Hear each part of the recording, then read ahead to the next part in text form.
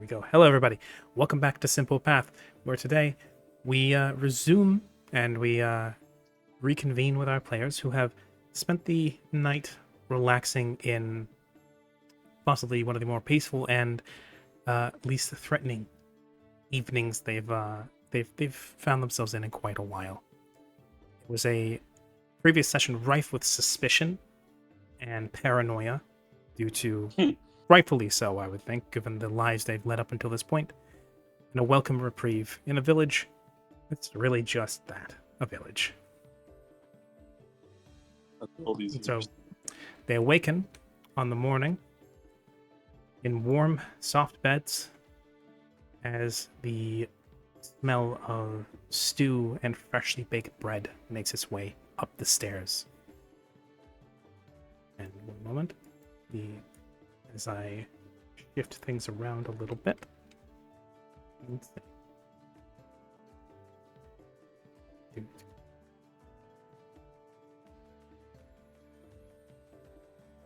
Uh,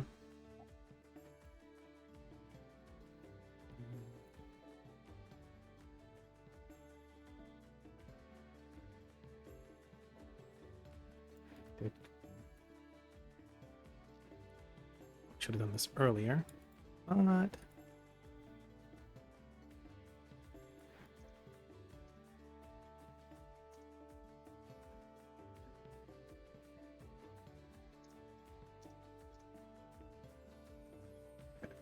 this up.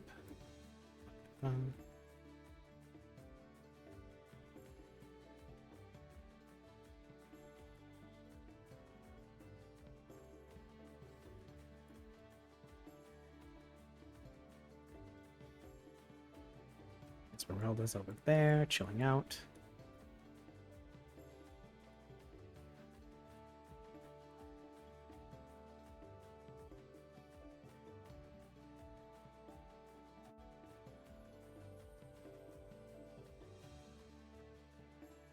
And so that is, I think. Yes. The village is sleepy and a little bit misty as the morning dew rises off the greenery and the flowers. The morning scent is mild and, I would think, relaxing.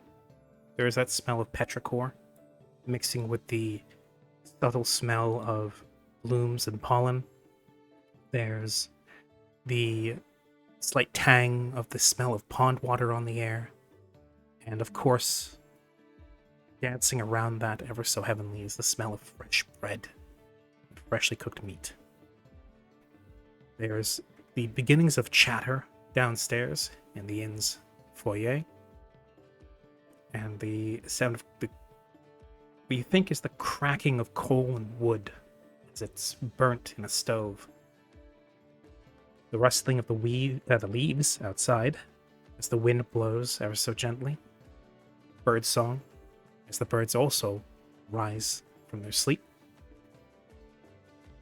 And the light of the morning sun drifting through the leaves of the semi-dense forest, piercing through the windows and dappling across your beds, across your eyes.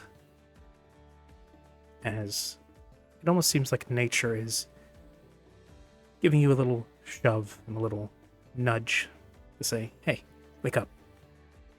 Morning's here.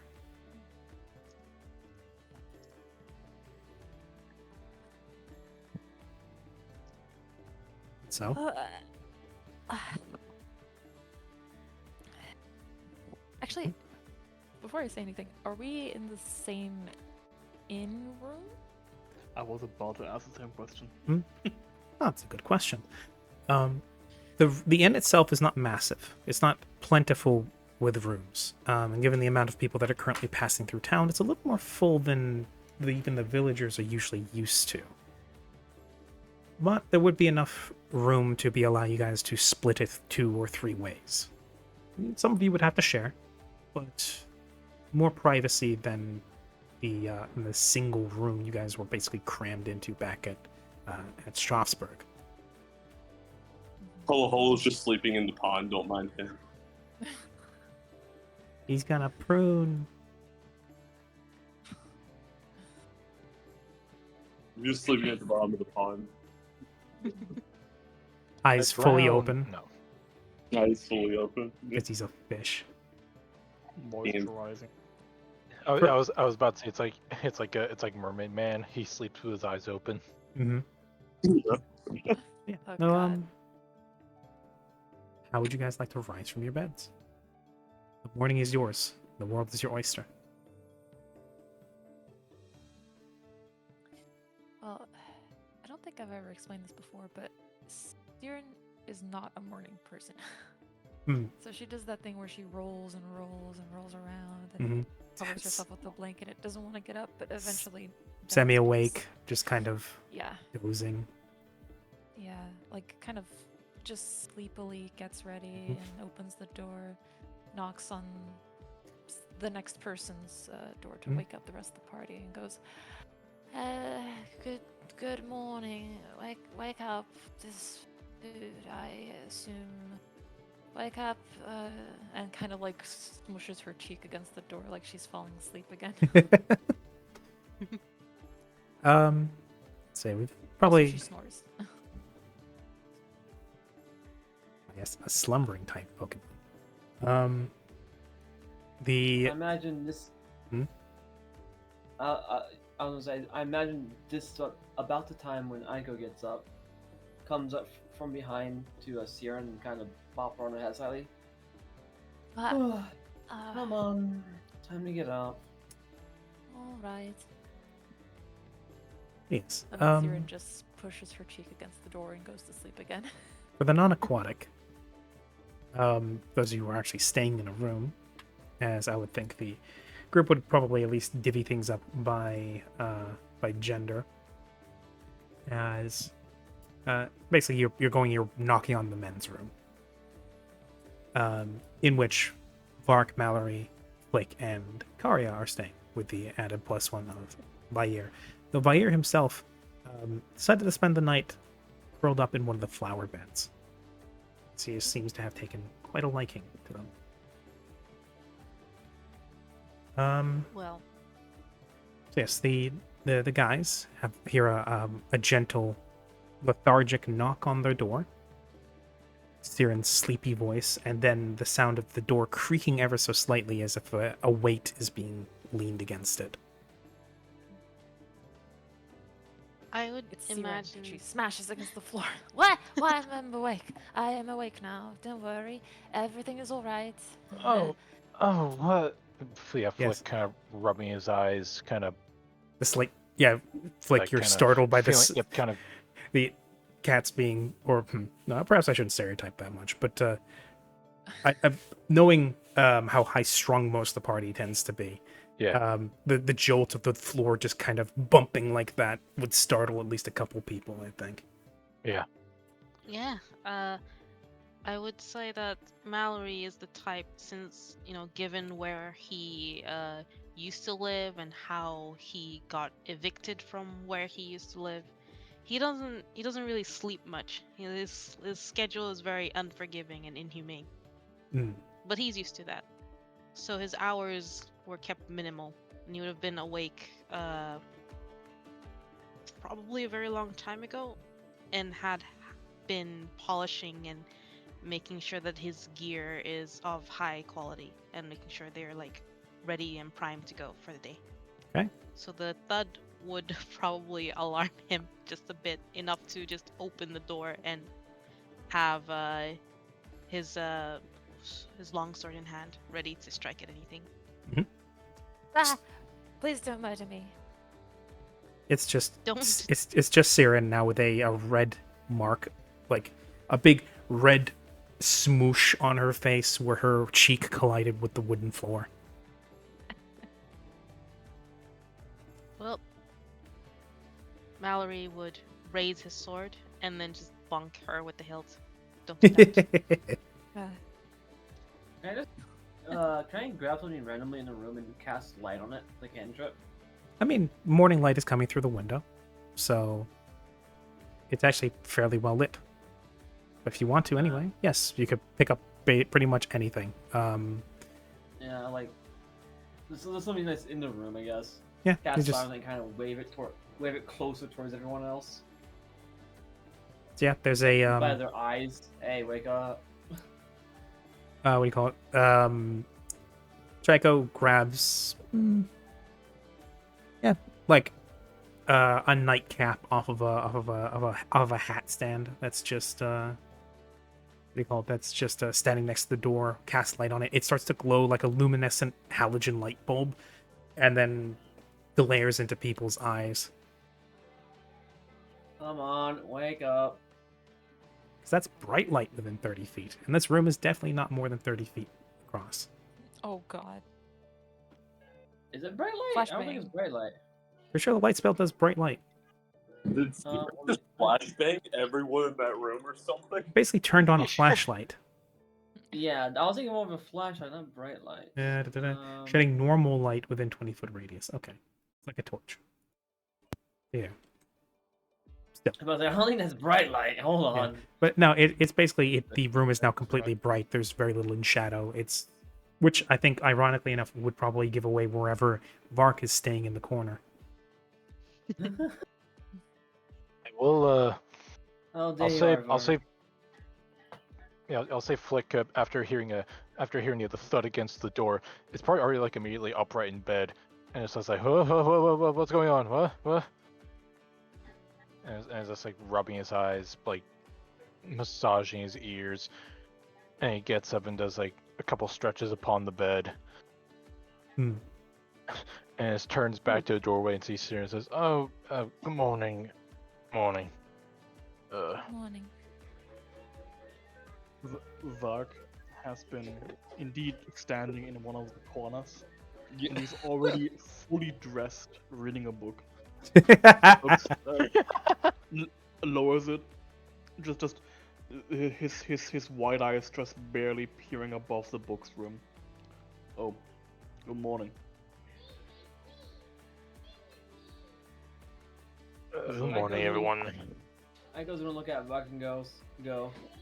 Yeah, that's about right. Vark, help me wake everyone else up, please.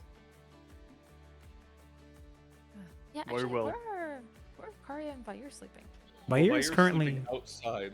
curled up in a flower bed, whereas, well, it depends. Would Kari have taken a bed? Karya would have taken a bed, but he is completely awake. But he's not getting up. He's been staring at the ceiling for about 20 minutes. Oi, get up. And then he just kicks him. Just like kicking the ribs. Time to leave. Did you actually kick me? It's like it's more of a Are you nudge challenging toward me? the edge of the bed. Like a shove. Yeah, that's fair. I imagine it's So, just no. Mallory just draws up his knee and then just like extends his foot and nudges his ribs with his heel. Yeah, no. Yeah. I'll look. Karya will look over to Mallory, and just kind of not necessarily glare, but actually probably won't even look at Mallory. He'll continue looking at the ceiling and go, "I am meditating." I shine the light in Karya's eyes. No! Ah! Get up. We are up, you. No. I put it towards Karya's eyes mostly. Ah. Everyone else should be fine. Oh, okay. Yes, it's a luminescent nightcap is dangled in your eyes. Oh, of course. Vark is going to close his book, and then turn like 45 degrees to a small stool in the corner, upon which lies the flower crown. He picks it up gently, puts it back on. I am ready for the day. Ah, Oh. very good.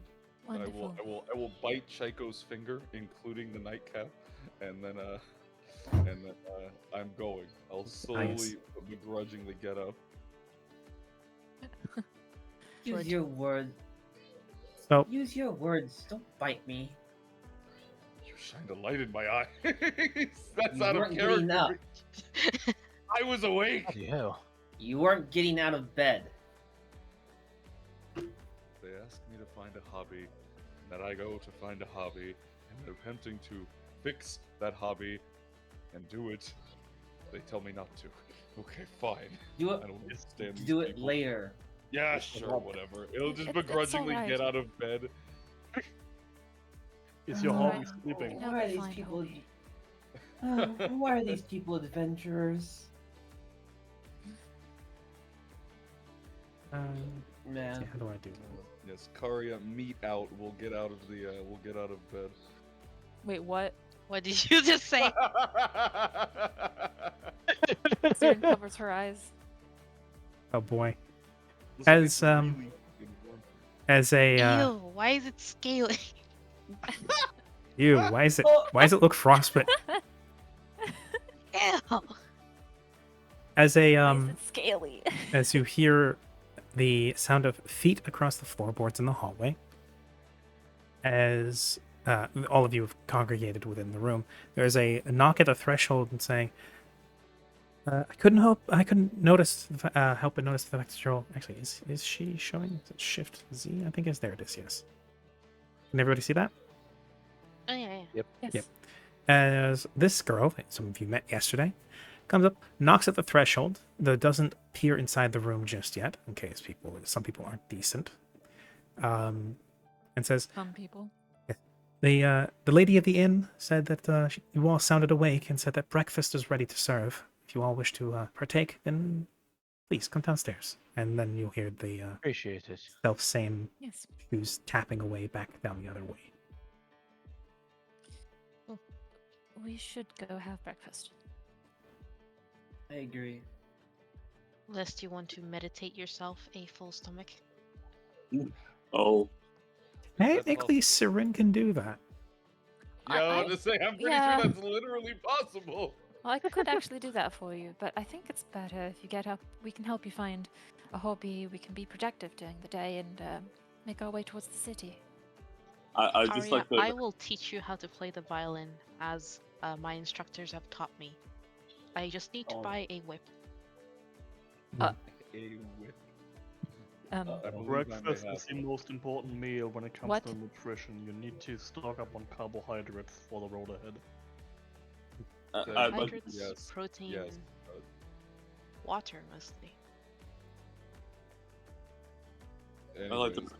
Anyways, There's just soaking wet holo holo, just eating like at a bench or something outside. just sopping wet. Yeah, the inn lady would not allow you into the building until you dried off. Yeah, so he's just eating his breakfast outside. I'll use a wind gust on Hollow Hollow to dry him off. That is gonna be so cold. Well, I guess it doesn't matter to him because he has cold resistance, so it just doesn't bother him. Mm. And then I will use create water to make it. No, I'm kidding. I'll use Jolt to make it worse. No, I'm kidding. Jesus. I will use my spell Seek Capybara on them, and yeah. All right. Either way. I will use. Look at these I will incredibly use normal frost people. touch to what's it called? Electrocharge them. Okay, Please don't. before we plan, This is before not we plan Genshin. on killing each other, Hey, Jolt's only 1d3 damage. He's not gonna kill anyone. it's fair. You'll kill your average house cat. Regardless. Yeah, it's fair. We'll kill the average cat. 1d3? Yes, it's peculiar, Yes, but it's yeah. because it's a cantrip. Yeah. Okay. And yes, a D3 does exist, and yes, the dice is cursed. It is very cursed. It's just a triangle on a triangle on a triangle. No, It's a it's pyramid. not. No. No, that's a What? D4. That's a Oh. D4. What? A But it has D- 3 points. It is Yeah, 4 a points. D3, yeah. A What? pyramid is 4 It points and 4 sides. What do you mean 4 points? It's a triangle. No, It's a Yeah, but pyramid. It's it's not- 3D. a pyramid It is has not a 4 triangle. It's vertices. 3-dimensional. 4 sides, 4 it's like- points. No, Hey, no, no, Sully. no, no. Sully, look in tower menu. Look. What is that? That's a D3. Those are D3s. Yep. No. No. What? Yeah, Oh, those are what? D3s. Oh. You roll them sideways. Roll them. Oh my god. There's also could interesting. just There's also flop it. interesting D4s that are like rectangular shaped rather than caltrop shaped. Yeah. Yeah. Isn't This is a Doesn't that D4. like mess up the probability? I thought that was the D3. You know, That you is do not. 1, Look, 2, it's 3, 1, 2, and then- 3, 4. You Yeah, it don't was- count You don't count the edge. You count the vertice, which comes 3 edges come together to make a vertice, which means that there's 3 edges on each side, but 4 because you count the triangle at the bottom of the pyramid. But Anyway. like, Three but like, dimensions, you know, baby. but the side on the back would be flat, so that it would be like 3 sides, and then the one at the bottom. But what That would happens be if That you makes roll- 4. What happens if you roll the one at the bottom? But then that would be the other 3. Wait. Yeah, you could. Today on this stream, Sully learns about 3-dimensional objects. Hi, everybody. We're now an educational stream. I freaking hated geometry. Gotta update those tags, Quest. Oh, boy. The pyramids aren't real, Sully.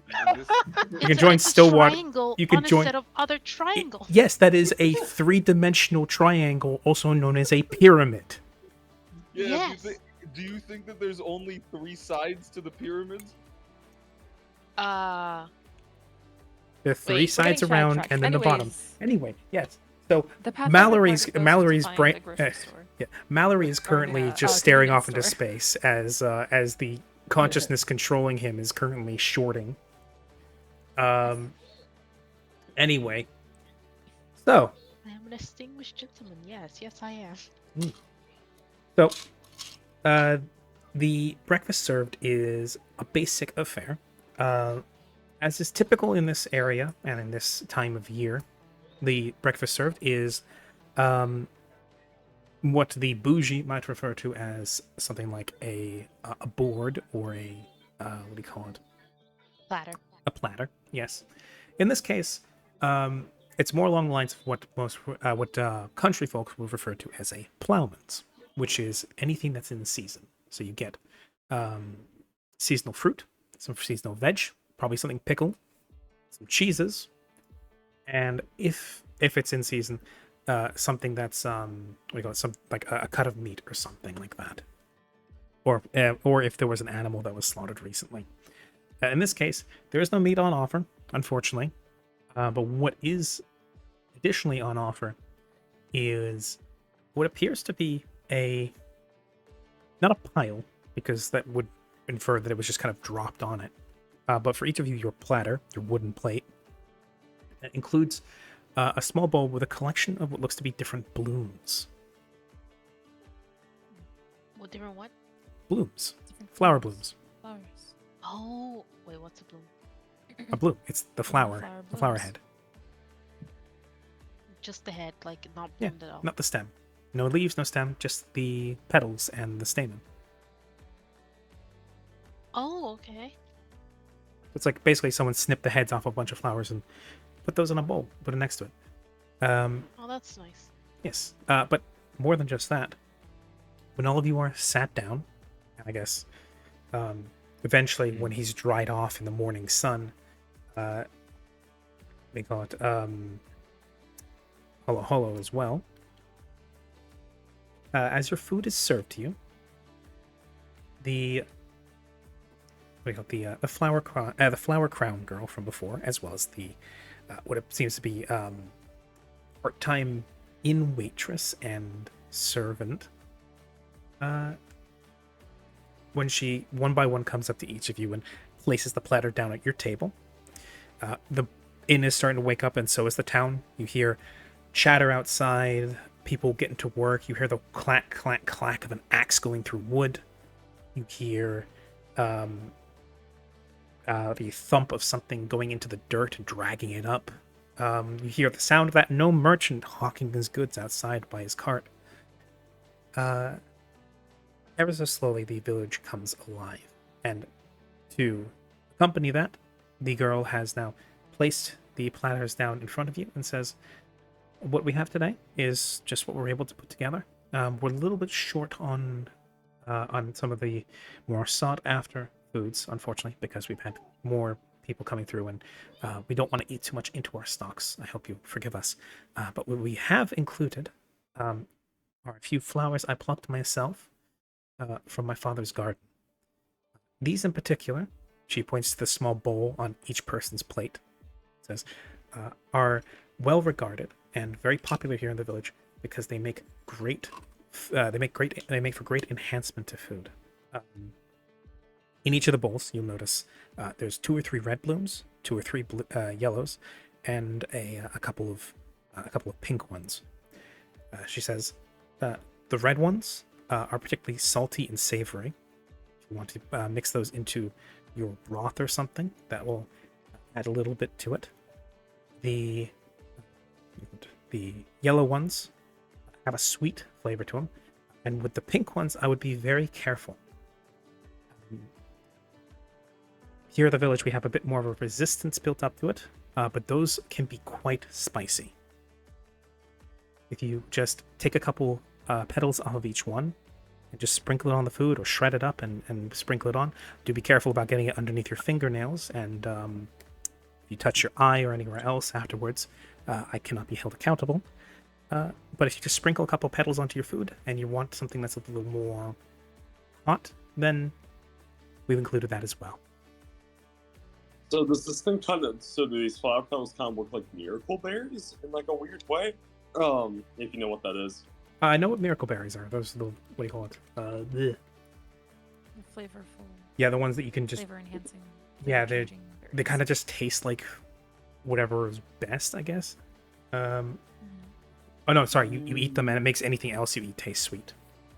That was it. Flavor packets. Yeah, but more like this is it's more of a garnish or a spice you would sprinkle onto your food. Not you eat them and then you eat the other food. It's something you add to your dish. But the flowers themselves look more or less like chrysanthemums. Interesting. Can I smell the flower? Which one? Which colors were there? I remember the There pink was one. But which red, yellow, pink. Okay, so red sweet, yellow was Red is salty. and... Red is salty. Yellow is sweet. Pink is spicy. Mhm. Can I smell the yellow one? Wait, yellow was sweet, right? Yes. Okay. Let's smell the yellow one. You bring it to your nose. You give it a sniff. And yeah, it's like putting your nose up against the inside of a beehive. It's sweet, it's sugary. It's that distinct smell of nectar. And for you in particular, this kind of dredges up a memory. Oh boy. A young girl visiting you in a very dark place with a drop of something golden brown on her finger. Something about sneaking away from dinner. How there wasn't much she could get away without getting up suspicion, but she managed to get a couple drops.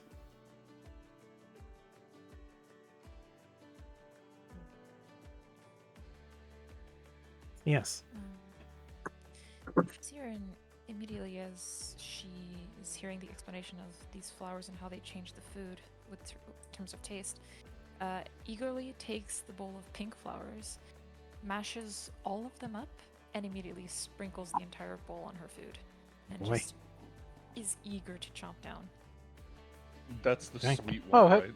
No, the pink flowers are the spicy. spicy that's ones. spicy. Yes. Save some pink for the rest of us. Each person has their own Oh little wait, I don't. I think you might want to rephrase that Yeah. sentence, Jay. Oh. bowl. Sorry Hey, no about flower. that. Yes, each person has their own little bowl of flowers. Don't worry about it. Oh, okay. Yes. So you mash them up with I'm gonna assume like the spoon that's been given to you. You mash them up. You sprinkle them all over your food. And as I remember it, Siren is a young girl from a rural village out in the middle of the boonies. This is gonna be an interesting experience. Siren, I don't think that you should do. And it's already on the food. I love spicy foods. I don't think I've ever told any of you, but I have high resistance to it. I've loved it ever since I was a little girl. I think it comes from my father's side? Perhaps my mother. Both of them, probably. I think a disaster is about to happen. I choose the red petals and carry on with my meal. Okay, so you salt your food. Flick is going to give himself a decent portion of the saltier petals, but then also sprinkle in a small pinch of the spicy variety as well. To give Okay. himself a nice mixture of tastes. Okay. Yeah, something a little tangy. How very distinguished of you. Yeah. Very distinguished. The Think of. Hmm? Oh no, go ahead. yeah, around the village, the woman, the girl has excused herself for the time, as you will chow down on your breakfast. Around the inn, you also see a few of the other travelers, who are also slowly waking up, and taking part in their food. Some don't go for the flowers. Some, like, obviously, some of them think it's a little weird to eat flowers. Others seem less apprehensive about it. In particular, you see the bard, the tiefling from before, who has long since finished his food, but he's just got the bowl of petals in his hand, and just at one point just takes a whole pink bloom and just tosses it into his mouth and chews it.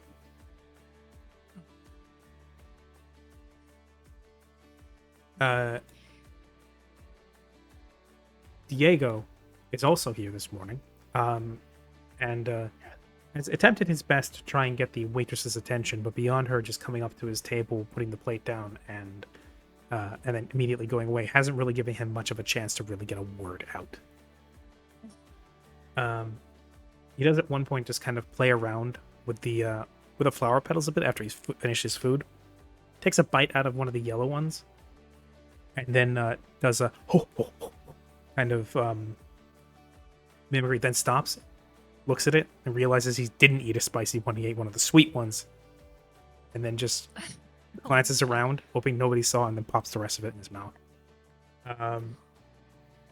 Oh my. Oh dear. The two from the That freaking showed. the two from the Society Quadratica, who Hollow was chatting to yesterday, are likewise also, but rather than eating the food, they're just spending forever talking about it. You can hear a very impassioned but hushed conversation coming from their table as they discuss the miraculous properties of the so humble flavor flowers, as they're sometimes called. They do have a bit more of a proper name here in the village. They're known as Econia's blooms, as they were apparently created by a druid a long time ago, who wanted to give a little bit back to the community and the circle that she was part of, and so she created something that could be grown in a flower bed and used to make otherwise simple foods a little bit more special. And the two of them are just going back and forth feverishly about this, talking about what exactly about them gives them this property, this so on and so forth. The innkeep is currently speaking with the older woman at the front, the one who pelted Diego with a shoe yesterday. And the rest of the village is slowly also coming out and beginning to work. As you saw before, the halfling girl that you saw before is also at work, working the stove in the center of the village, creating that lovely smell of fresh bread that you smelled yesterday. Sorry, you smelled as you woke up this morning. And the flower expert, who likewise spoke to Hollow yesterday, is currently engaged in conversation with the town priest. Missing anything? I am not missing anything. Lovely. Everything is accounted for. The guards are stationed at the gates, as they should be. The town drunk is currently snoozing off last night in the garden behind the inn, and the village elder and his wife are currently having a nice chat in the backyard of their home. You all enjoy your breakfast. Siren is how do I say this? Siren is probably enjoying herself quite a bit, either with a mix of probably nostalgia and just good food. But you can all see she is visibly sweating. but still just Mhm. smiling. Mm-hmm. Yeah, very similar to what Siren did, by the way, with the spice. Karya did with the sweet. Mhm. Sickeningly sweet. Yeah, you just crush it up. These honey blossoms that you then sprinkle over your food. Everything becomes like the cheese and the fruit and everything tastes like it's honey glazed. It's all candied. What were all the flavors again? Sorry, I know there was Salty, sweet, spicy. a. Yeah, no, Holo will be very much more generous with how he uses his. So yeah, no, he's not gonna throw all of one kind of pedal onto something. Okay. Anything else about how you wish to enjoy your breakfast? think Mallory will have asked for a glass of cold water, and then he would kind of make himself a nice cold fruit drink with the flowers and some of the fruits that he decided to cut up and put in. Okay. A little bit citrusy, Mhm. but still nice. So you with some of the grapes and the apple wedges and various fruit that's included, cut it small with your spoon. Yeah, or I think most of you probably have a knife on you. It's normal in this day and age for anybody to have a knife for everyday use on them. He's strapped with a knife on like his He's calf. strapped up, always. Yep. With a like not just a knife, a stiletto blade. You chop up the fruit, drop it in the cup of water that is given to you, and you drop in the sweet honey, the honey blooms, the honey blossoms, and yeah, no, it's like having like honey fruit tea. And with the added bonus, once you've drunk it out, you can just tip the cup back, have all the petals and the fruit roll back into your mouth, and you can just chew on that as a final snack. And the design is surprisingly cute for someone who's dressed in red and black. Well, Mallory, being the perfectionist he is, I'm sure that he arranges the fruit masterfully, sticks an apple wedge into the on the lip of the cup. I'm sure he constructs the drink intricately before actually going to drink it. Yes. And there's actually everything must be perfect. There's actually a point where a couple of the other people in the inn, and even the waitress, gives you a bit of applause as they see what you've put together. And after that, you actually see a couple others trying that out. They don't necessarily have cold water on tap, but they do have barrels. They do have a rain barrel in the back that's kept in a cold, dark room. They can get the water out of, and that's what's served. And soon she's carrying out like a tray or two of like cups here and there. People are trying it out for themselves as well. You may have created, at least for the time being, an interesting new thing that the village may adopt. I can I'll have Mallory write down, like ask for a piece of paper and a quill. Wait, no, he probably already has one. Mm-hmm. And pretty much write down a very basic instruction of how he put his together. Like, say 3 fruits, put it in this flower, that flower for this flavor profile, and so on and so forth, with a few sketches on how they should be arranged for the maximum visual appeal. Okay. The waitress will very happily take that or copy it down, and then she says she can't wait to try out with some of the blossoms that bloom in summer, because there's other flavors that bloom at different times of the year. In particular, the sour taste is one of the more popular ones to come up in the summer. Well, Mallory's also quite interested in that. So yes. Let's see, who else have we not? Vark. Vark has been silently observing the others barbarically tear apart the beautiful blossoms. He Vark has... dear, You do realize you're supposed to eat the flowers, yes? I cannot. But Varg, consider the flowers are beautiful. If you consume them, you'll also be beautiful on the inside. He lowers his head. Often thought.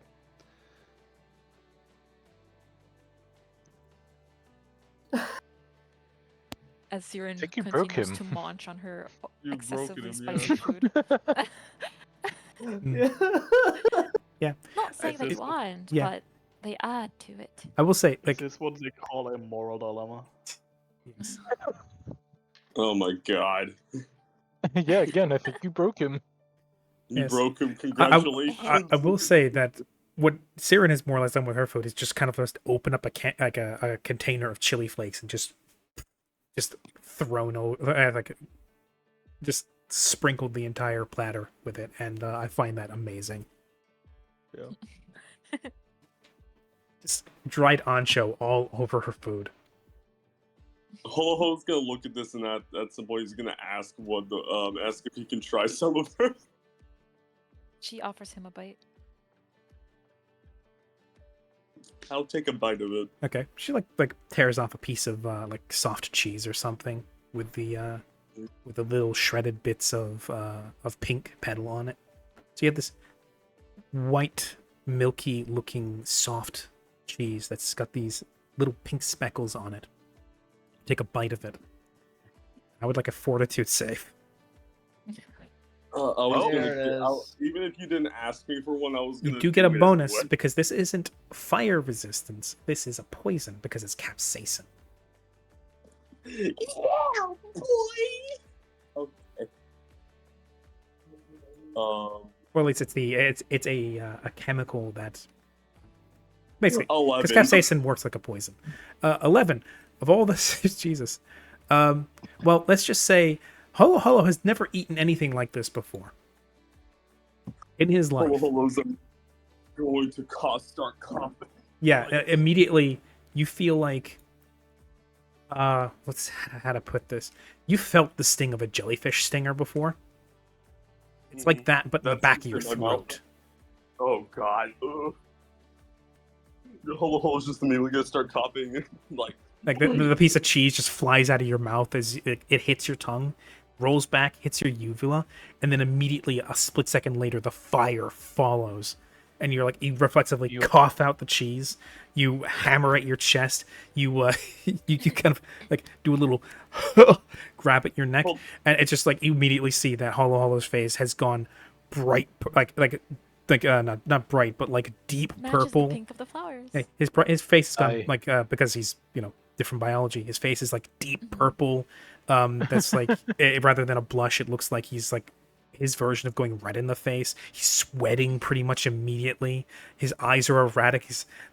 He looks like he just immediately went into shock. Holo's gonna look at you mid-cough and be like, "Are you even mortal?" Yes, it's wonderful, isn't it? The way it burns in your mouth and down your throat as it goes. Wakes you up, makes you feel good, doesn't it? Flick who's been observing this the entire time just turns to Siren and just very very concerned asks, what kind of food did your family eat? Oh, Well, it was that was standard. this spicy. Oh no, it wasn't a custom of our village to eat spicy food. I just discovered it once as a child, as my mother was teaching me about different flavors, and I discovered that I really enjoy spice. But as for our village, we would just eat standard foods, oatmeal, tea, potatoes, meat, cheese, bread, all that. Well, sounds very normal. Siren had the distinct fortune of coming across something that she loved, and well, in your case, Siren, I won't go too deep into it because that's something to be showed, not told. But yeah, perhaps Siren's mother managed to find a merchant that would pass through town and would sell these things. Sometimes merchants have a supply line that can source these oddities, and if they know there's going to be a constant buyer for something, well, they may as well keep the supply line up. So yeah, sometimes you get Okay. oddities flowing through villages like this. For instance, you guys coming through, and those grapes that Holo Holo bought for his capybaras. Capybara, capybara, capybara, capybara. Speaking of Yes, Holo sorry. Holo, there's smoke coming from Holo Holo's mouth now as he's just laying. It was Not actual, I not was- actual smoke, but from like Yeah. you can see there's heavy perspiration on his brow and on his temples. He might be shaking a little bit. His pupils are dilated as hell. It's a Varg reaches into his bag and produces an antidote. You appear to have been poisoned. Take Milk. this. I was also going to relate the one time where I had tacos and I had like the taco sauce with them, and I recall a very similar experience where it hit the back of my mouth and I was like, oh god. Yeah, if you swallow spicy food too soon, you end up coughing. Hmm. You gotta chew Yeah. it for a bit. So on a Spicy Scoville food's so good scale- though. On Yeah. a Scoville scale, how hot is this? Well, I did say that each like shredding up and spreading the petals across was like showering your food in dried ancho flakes. Uh-huh. So in this case, I mean, spice is relative to everybody. Like I'm, compared to most, or at least even to my father and my brother, I'm a little bit of a weenie when it comes to spicy, but I still enjoy it. But I just can't tolerate the same level as some people. If I were to give I would compare it to about the heat of a habanero, a dried habanero, Oh god, that looks at Sully. which is why she said to be very sparing with it. Good. Pure Gee. hot habanero extract down my throat. Damn. Can I point your attention to the civil bastion real quick? That's what I imagine Yeah. Hollow looks like. Bark holds up. Oh yeah! Bark holds up the antidote. I don't need it. I don't need it. I don't need it. I don't need I definitely need don't it. need it. I need it. Bark holds up the Serum antidote. I need Yes. it. And yes, Bark, to your best approximations, it seems like what do you call it? Holo Holo is going through similar and approximate symptoms to what do you call it? Well, to poisoning. Although in this case, it seems to be he's poisoned with pain, not with well, something that will rot his organs from the inside or some such. Milk. Milk, please. Hey, does anyone have milk for my friend over here, I please? do not have Flick copy is of going to them. mention. This is a normal alchemical antidote. This Yeah, I does think- not help, I assume. I take the. Does it help? No. Are you gonna try it? Sure, I'll mix very spicy with bitter in my mouth. Sure.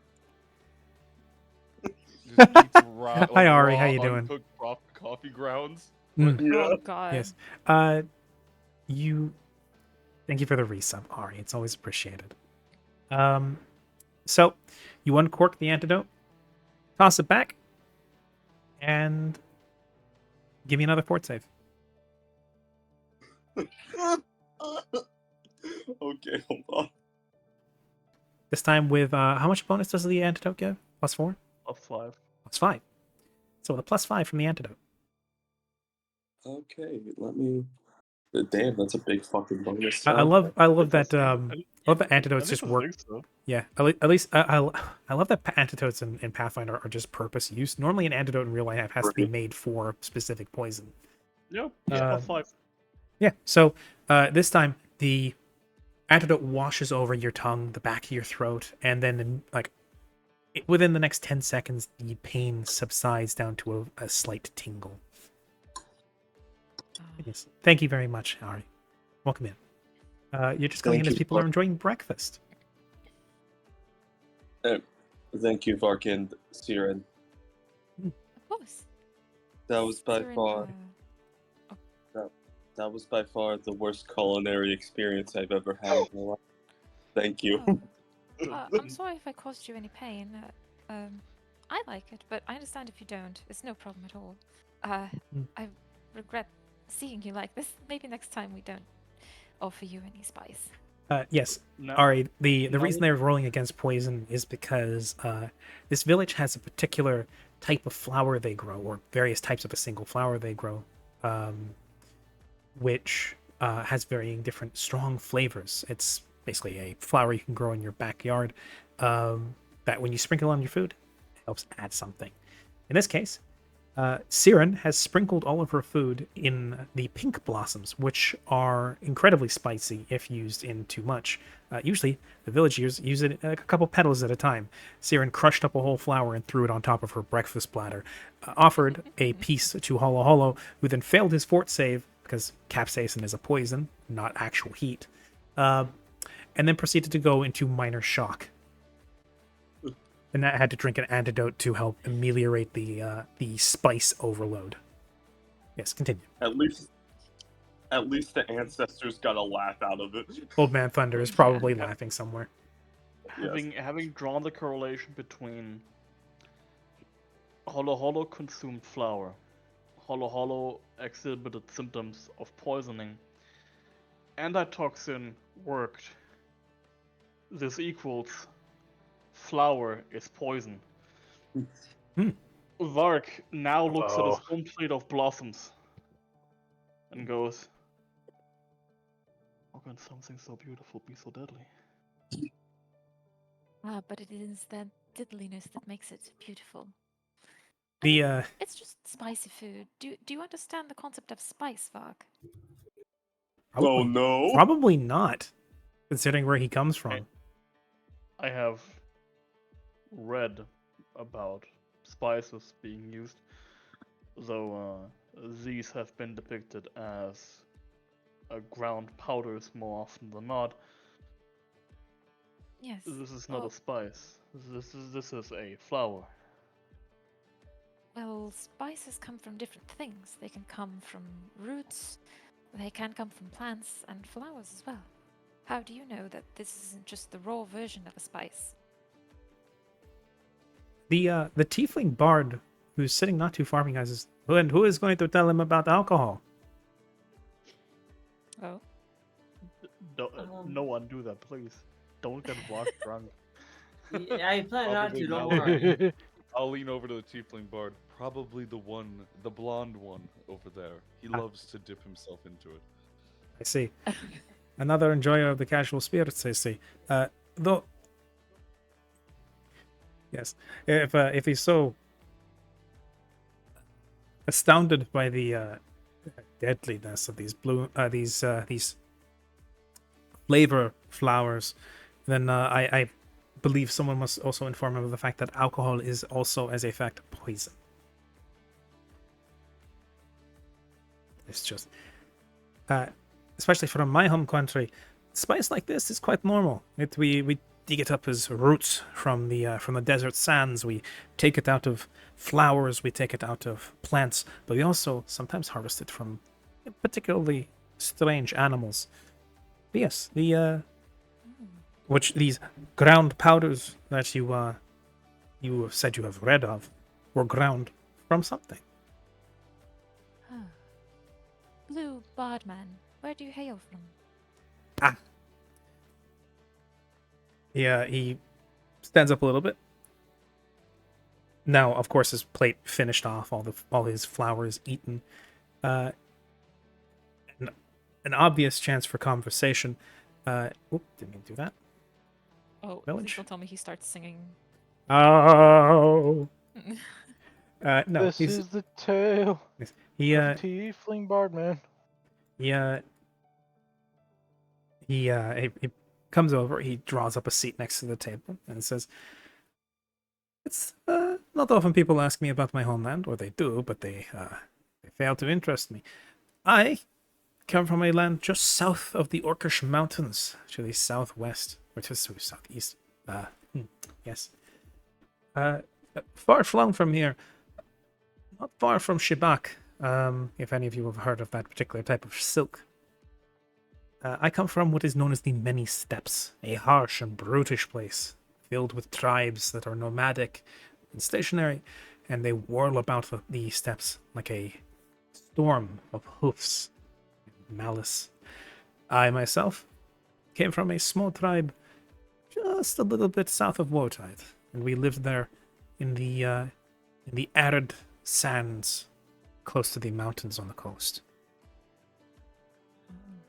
Holo Holo will hold a thumbs up and say, Interesting.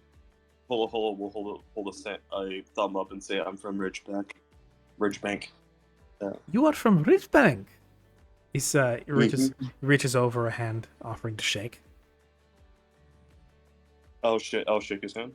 So close to my home. It's very nice to meet another Easterner. It's not often I see someone else from across the ocean. Though, I must admit it's far. I want to talk. Well, this is a far-flung area from your home, and I do not know that your people are well known for leaving. We occasionally leave. Sometimes the ancestors deem it that we should, or Koopa. Heard stories about these Kupwa, although we never really find out more than they are something loosely akin to gods. But also your ancestors. That is correct. Leaving. But still, it's you are a interesting collection of people. Do you mind if I ask, now that you have asked where I come from, where each of you hail from?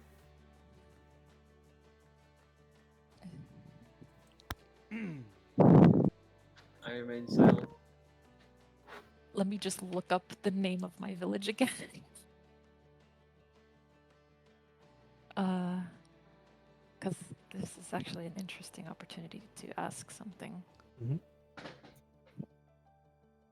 All of you, go ahead and talk to the funny man about where you live. I'm rooting for you. Hey, Checo, thank you for volunteering as the first one. Come again?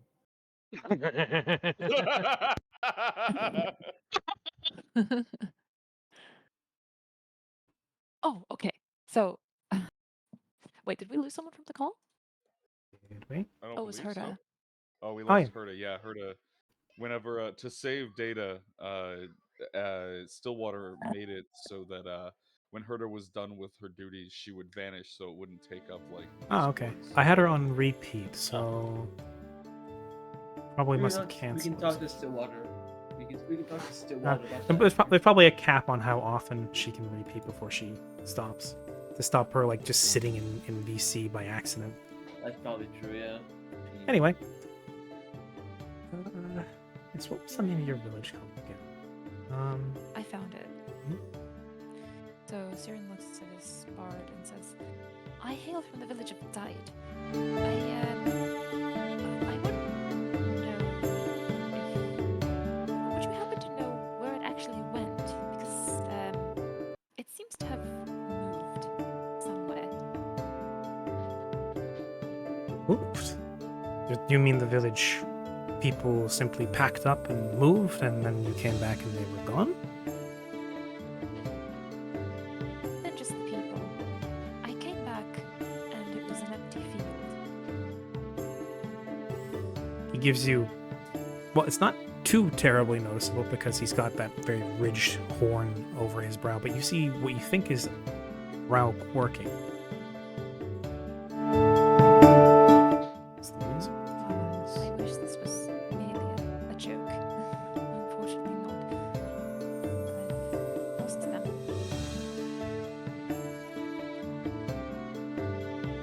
Second.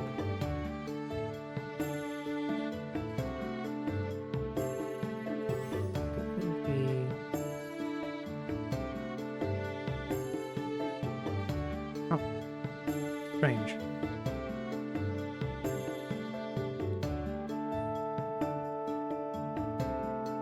Is the music like loud on your end, Ari? Because I'm not hearing it on my end. It's strange. Weird. Yeah, it's not showing up in my desktop Yeah. audio, which means it's not playing Yeah, on my end. I can't even hear it. Herda's not in the call. I can't hear it. Or No, I'm because talking about stream the music, it would be. I'm Oh. talking about the music in OBS. Strange. Oh. Because it's normally that just plays on, and it says it's playing. It's just not got any audio to it. Yeah, no, I turned it up because I couldn't hear it. Weird. Yeah, something about Herda leaving might have messed up my audio a little bit. Oh, anyway. Well, I know that Ari can hear it, so that means it's there. So the tiefling kind of leans back. He thinks for a bit and says, "Well, that is strange. Not every day that a village just disappears. Almost certainly that is some sort of magical intervention, I would have to think. Unless, of course, it was a nomadic village. Did your people live in tents?" No, we had actual houses and cottages and stuff. That is very strange. Normally, such villages tend to stay put. So my best guess is, you say it disappeared and turned into an empty field. How long were you away? I left to collect herbs and the like for medicine and tea. I don't usually disappear for very long when I do that. Perhaps 30 minutes or so? At the most? And I assume you know today's date, and that has not changed. So it's not that you wandered into some fairy glade in the forest and then it were lost for 20,000 years or some such. No, I take the same path when I leave and come back every time I do that. Then I do not know what to tell you. Some force or some group of people through, I would say, one individual of quite powerful magical capabilities, or a group of individuals with substantial magical ability, came through and stole your village. That is the best approximation I can make, because this is without a doubt magical, and unless it was done by your people on purpose, which I doubt. Well, unless they, of course, they had some sort of means to sequester themselves. But you yourself said it was just a simple village. So, my best guess. Sounds like somebody stole it. For what reason, I could never know. Steal my home. I do not know. Did your village have enemies? Did it have anything particularly valuable within? Anything about it that would beg stealing? I don't believe so. We didn't have any rare legendary artifacts or any valuable gems and gold and the like. Any other people?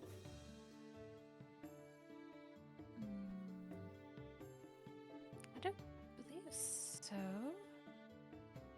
Then Not as far as I know. I suppose perhaps some god or celestial by whimsy decided to come down and pluck your village away. If indeed what you're saying is the truth, then I'm sorry. I have no idea. It sounds as though, because I have never heard of this Night Village, the countryside is speckled with all such villages, and so I would, if it is gone and it is now a bare field, then I would not know where to start. If what you're saying is true, then for some reason, something, or someone, or some group decided to take your village. And I'm very sorry, because I do not know how to help with that. It's alright. Yes, I not to cut in, but I would not be surprised to say that I have heard talk of people wanting to steal villages. Granted, it was that of a large dragon, but greed will often carry people to do things very strange. Very true. Would such a dragon be able to steal a village without leaving any trace?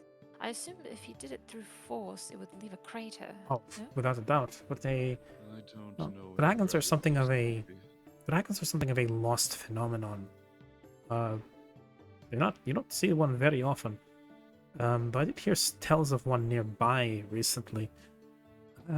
But most dragons would not be able How to. tall are they? I'm just cutting him off immediately. What color were they? Don't know. I just heard dragon. Well, Tell of a young dragon or something in the nearby area. Looks I- at by ear.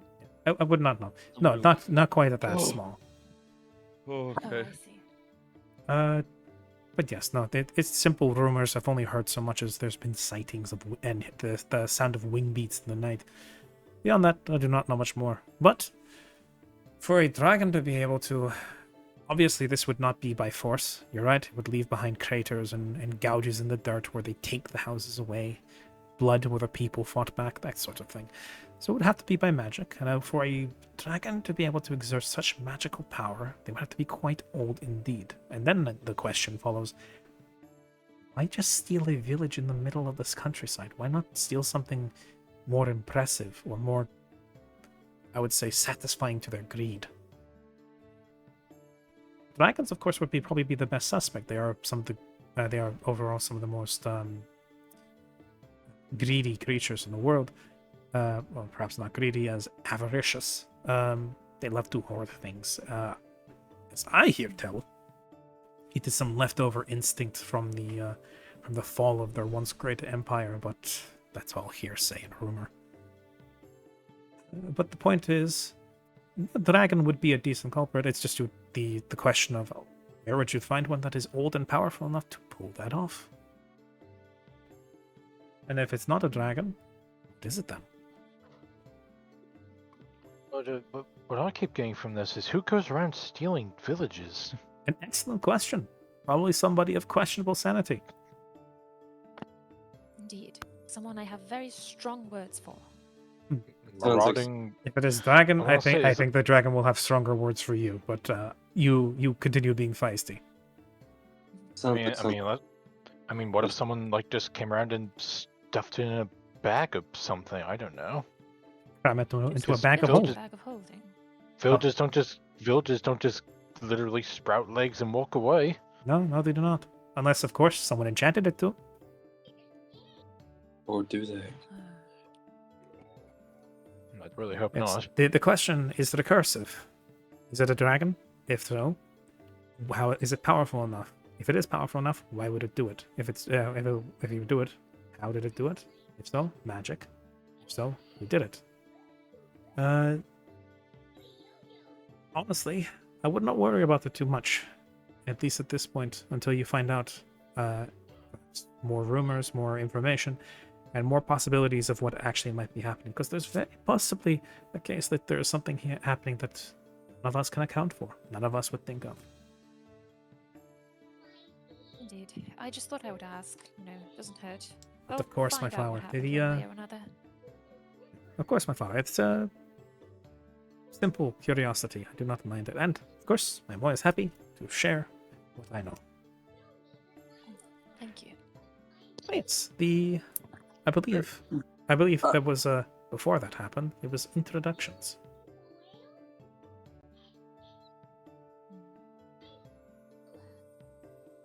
Oh, perhaps I should go first since I'm the one that asked the question.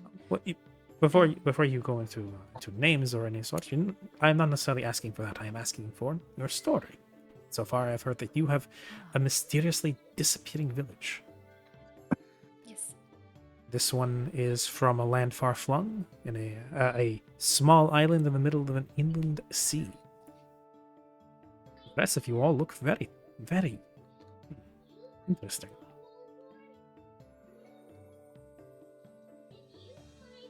But, of course, I see you are all not quite as forthcoming as your friend here. Quietly sips on water. That is fine. I Scratches the side of his head. I have received a story in exchange for my story. I am... Everybody always makes fun of me when I tell them where I came from, so I'm just not gonna do it anymore. Oh no, he's been shamed. I mean, Yeah. Oh, he did don't worry get about it. ridiculed in public. Shame him harder. No, I'm kidding. Holo's gonna Go. Holo's gonna point at Kari and say, "He's a dragon." This is why. Are you sure? He doesn't Yes, look like a and very dragon. magnificent one indeed. I see the one rolling in the He's a- flowers over there. He looks a bit more like a dragon than your friend here. Hello. We'll have a talk another time. Yes. Yes, no worries. I am a human man. I'm man human. Yes, and he takes He's- he takes his pocket knife, he taps the tip of the blade against his horns and says, "And yes, I am fully human as well." Our friend here is a as am dragon I. in the. Our friend here is a dragon in the regal sense, the the social metaphorical sense. sense, Yes. Look, Very imposing I understand being antsy about one's heritage. I am not going to press on the matter. Faux pas or none, I understand if you don't necessarily want to speak about it, especially in a public space. I am used to the shunning. Understand. I'm gonna just hear Addie go off in the background. Yeah, shun Go off, him! Queen. Shun him! No. Damn. Our boy is sensitive. He's a delicate little That's flower. okay. Beautiful. Well, I think the most information I can give you, sir, is I'm Flick. I'm a sword for hire. I'm a privateer of sorts, and oh, that's about as much as I really can tell you. It's as simple as that. Why is he I suppose. rolling? He's a bard. What He is he rolls rolling? to Vicious seduce. mockery or something? No, because this isn't a 5e bard. This is a 3.5 Pathfinder bard, and they have a little thing called bardic knowledge. Oh. I thought I was ten- going they- to roll They something on tend you, to know. like, oh god. They tend to know stories. Yeah, at they which point, sit there and go, a privateer? He probably has a bandit. Mhm. There A was a bounty. ship that Bandit? sailed the No, he- sea, he- and the Shut up, ship I had a can't. person named Flick of it. he brings a hand up to his Guardsy. brings that hand up to his chin and says, "Flick, I've heard about you a little bit. here and Uh-oh. there." Oh gods, you have. Yes, indeed, I have. You ran with a particular crew, didn't you? I heard about that. There are some very funny stories about a curse coming back to bite a group of privateers who got a little bit too greedy. As it It wouldn't turns, have. Hmm? Oh, sorry. Go ahead. as it would turn out, I also heard the story of a young woman with raven locks who may or may not have run with the same crew at one point. Were they heavily armed sorts? A lot more professional looking.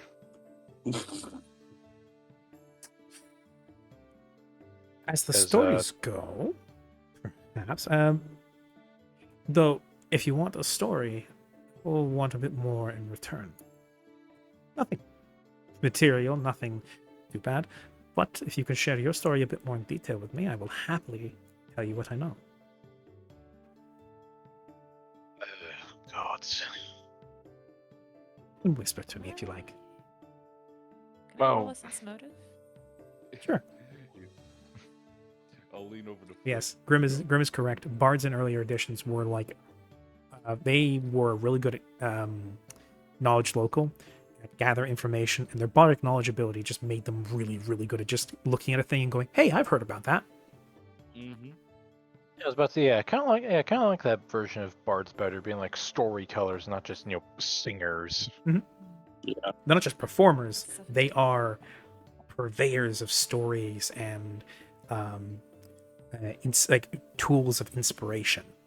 But yes, Lore aficionados. yeah, they are archivists of the word of mouth. That's actually quite how I like to play my bards. I back in earlier editions, I kind of didn't like the idea. Like, I mean, it's funny, like the bards are like the fuck everything that walks drunkards. But God. I I really roll on like- that 20 to seduce the dragon. Yeah, I mean, Okay. it's funny. but, Sometimes like, that's funny. Sometimes that's cool. Sometimes you can, as a GM, you can spin that a different way because nat 20 doesn't always mean it works out the best way for you. Yeah.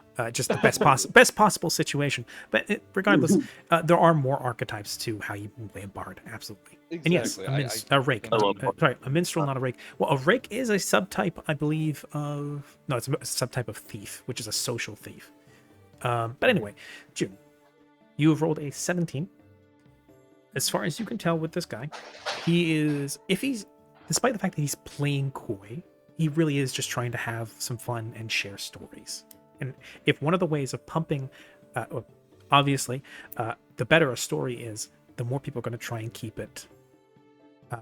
It will try and keep it secret. So if he can leverage that to get an interesting story out of Flick, he's also going to have a little bit of fun doing it.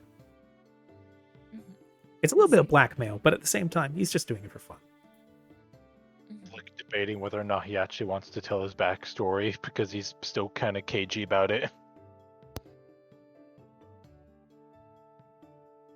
Don't worry. Like I'm on the same boat. I have an idea has sprung to mind. This is risky. If Flick's ears will kind of like tilt downwards, and he'll look at our bard friend and say, maybe some other time. It's complicated a bit. All right then. So- Then Someone else for offers what great. little information you have given me, and I've been able to infer, then what little I will give you is, I remember somebody matching a description that I heard on the stories of that crew, bobbing around the area a little bit. Perhaps they came swinging by the Quadranon. Perhaps they went down to the new United Duchies. But point is, they've been seen around south west a bit. So, if the stories I heard are true, and you're fresh from a little bit of betrayal, I figured that information may interest you. That said, I shall pry no further. As soon as you wish to share, I will happily share what I know. I would like to take Flick you up just on that kind of offer. rub the hand along his head. Oh, indeed. To the charming vixen here sitting with us, what would you like, and what would you give in return? Before I give, I'd like to ask a question to see if I will give. Do you have any tales or knowledge of a insert the continent country they come from here? Titan's Arm. Titan's Arm. Any Mhm. stories about that place? But of course, there are plenty of stories that come from the far west, little branch of the world. Lots of stories about elves and dryads and the humans that live with them, the generations and the rich culture, the craftsmanship, the warfare with the barbarians to the north, and the ancient stories of a world far from ours. She's gonna let out a sigh and go. Yes, I see. Alright. So, I shall give you a tale in hopes that you can help me. Hit, hit. Chaiko's giving him a tail. Hit, hit. God You are a grown man. Kicks Car from call. Not Nah, like just- that. nah, He's just- a fox. Yeah. He's a fox. You went there, Quest. I wasn't going that way. I was making a pun. He's a fox. Mm-hmm. We know which way you were going. Listen, I'm Just kick Kari under the table. I Yes. was gonna give you cookies back today, but never mind. Aw. Damn. Damn, I know, it's actually I blackmail was. with I his was cookies. Dang. I was Actually, gonna- that's a good I point. was Those actually cookies have been contemplating. languishing. But yes, let's give him the benefit of the doubt. Say I was the one with the dirty mind. But yes. So you were saying you were going to offer him a story. Hold on, I gotta compose myself again. God damn it. Because of the tail comment. It was Yeah. a stupid pun. Yes, it was, and I hate you for Yeah, it. we know. Okay. We know. Sure. All right. Yes. Have you Hey, Desi. heard? Come in. Have you heard of the incident at the Grand Craftsman Festival that involved the human girl? Craftsman Festival. Let me think. Once more, roll his bardic knowledge. Oh, wonderful. Dizzy just redeemed a woe. So whoever rolls next, or when I actually I want to say when I think it's most appropriate, is going to have disadvantage on their next row. The next roll. Oh boy, I'm Oh, going to God. get disadvantage. Oh boy, I got disadvantage. Dissy, how could Anyways. you do this to us? This is Actually, what Wow. you do one this to one thing I us. want to do at some point, Grim, is I want to get those tied to alerts and maybe even a little animation one day. That like when it gets popped, we'll go. I don't know. I can use the whole JoJo. Oh no! Oh no! He, Oh and even like a little gif where he's like clutching his face or something. no! Oh I have more points. Pray I shit! don't give him another. Oh boy, What's it called? Because this is feeling I dangerous. while this whole thing, while you guys were talking, I've had this whole scene play out in my head already, so I have a decent idea how well this is gonna go. So That's why I'm confident I get disadvantage next. so yeah, she did choose violence today. So yeah, he sits back, he thinks, he strokes his goatee, as he contemplates, and he says, Craftsman's Festival. That's very specific. I did hear about there is one country to the north of the Arm, near the northern mountains. 1 second as I adjust my microphone.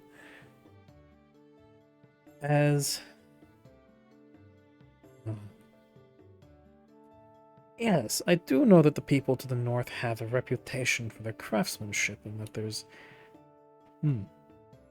Yes, that's it. The Fitzmane Festival. That's it.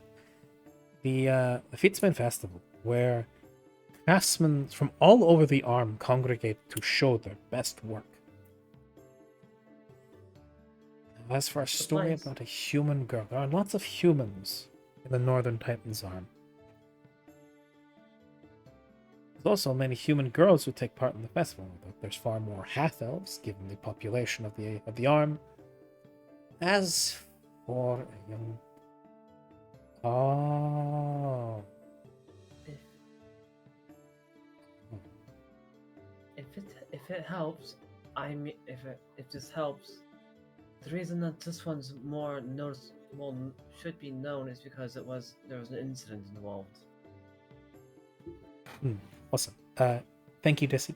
Thanks for dropping by. Always happy to have you. Please have a good time with the GF.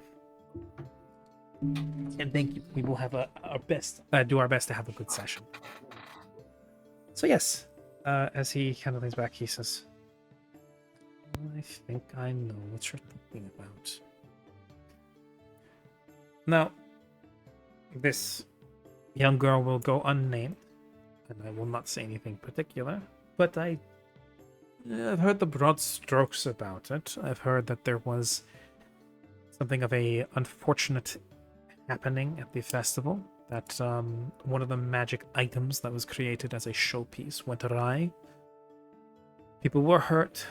Some people even possibly died, though that could just be the story changing from person to person. It always gets more dramatic, you see, for each mouth it passes through. Some version I heard, I think it was from a turtle, I believe, in Haven, said that there was plaza full of dead, and a dark cabal that was behind it all and saw the innocent young girl put in prison. But I do not believe that is the case. That would be funny.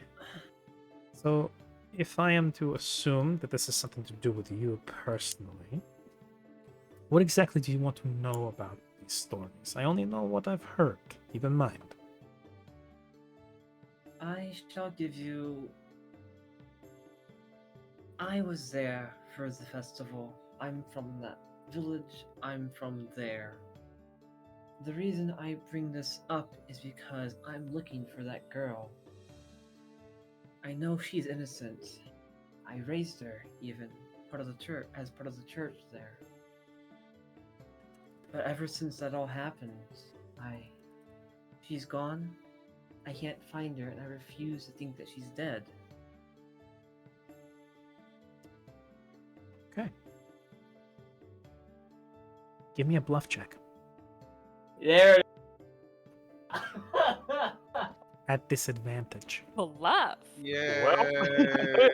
Like I said, I knew how this was going to play out. I knew it. Wow. Anyways. 1. Buckle my shoe. Oh look, 2. 12. That's fine. Buck my shit. He looks you in the eyes, and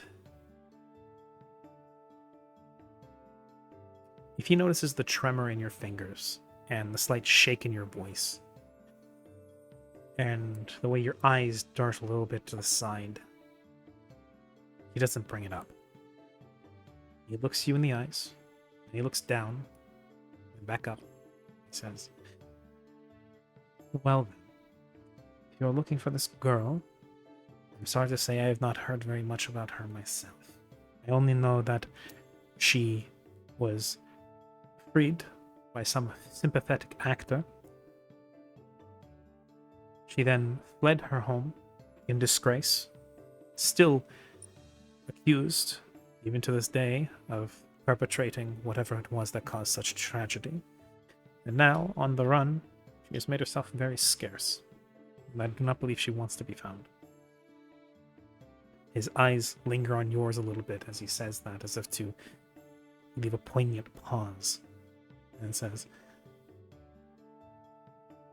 "If you wish to find her despite that, well, I'm sorry to say the trail runs a little bit cold.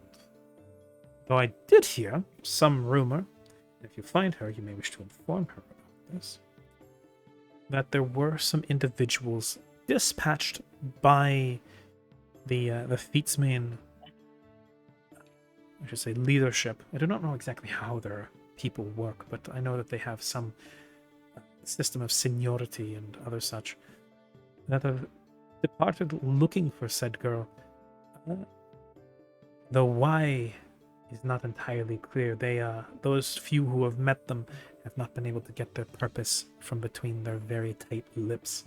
And so, as far as I know, they could be hunting her. They could be looking to find the truth of the story. They could be looking to help her. I do not know. But, yeah. They are out there all the same, and they are looking for her.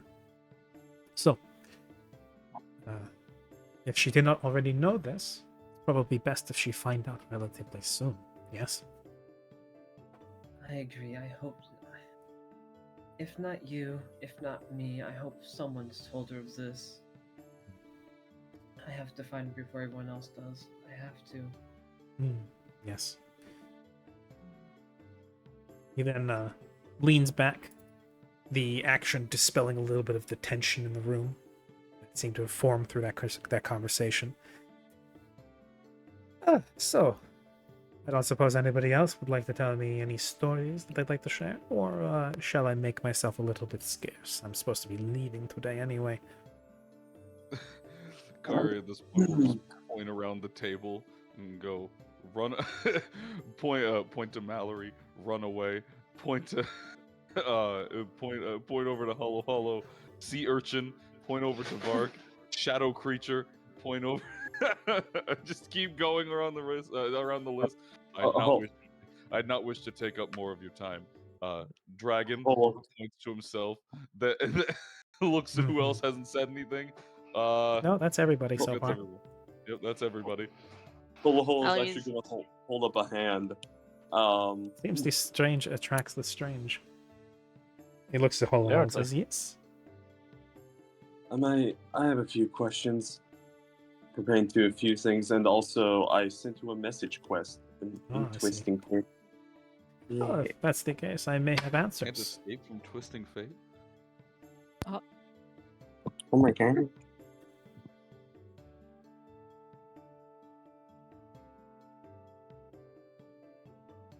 Yes, you have let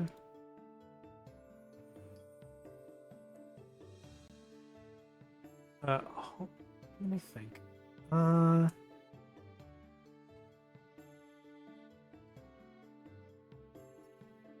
What?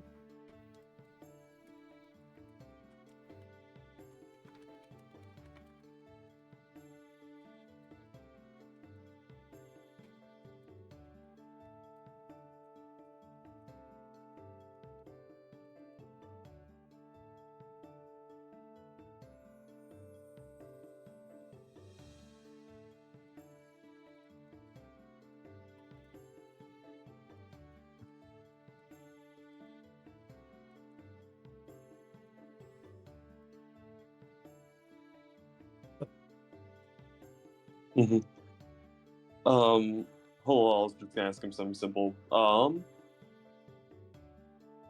Yeah, you're just gonna ask him something simple, and he's gonna say, "Have you heard any news from any new tensions result in Shabak and Ridgeback?" It's been a while since I've made my trip back home, as much as you can call it that. As for what's happening between Ridgeback and Shibak, well, it's always the same back and forth, you see. They send envoys, they get rebuffed, they try to make contracts, they get out-weaseled. Occasionally, they strike up an actually mutually beneficial deal, but that is rare. And the Shibaki, who usually tries to pioneer such a venture, gets lambasted for not trying to take the Ridgeback people for everything that they have. Simple-minded politics as usual. As for new tensions, I would not say that much. There was one family of merchants that tried to do something a little bit more aggressive, but they never actually made it onto the island. They got pulled back by their fellows, because apparently that was not how it's done. Yeah, it's the usual thing. Every few months or so, some upstart will get a little more confident than they have any right to be, and then they lose a chunk of their inheritance until such a time as they can prove they're not completely, incapable. So same old. Honestly, yes. I'm just curious. For as lush and vibrant as Shibak can be, the social schema and the strata are all terribly boring. I can agree. I was just curious. It's been a few years since I've been back, or been a year. Well, this is as much as I know or I recall. Perhaps things have shifted a little bit since the time I've been there. I do not know. News from there does not typically get this far out. That sounds about right. But yes. Now that you have all given me your deepest, darkest secrets, which I will now sell to the highest bidder, he stands up, he brushes his lap off. I would like to bid you all adieu. It has been very interesting meeting all of you. And he then begins.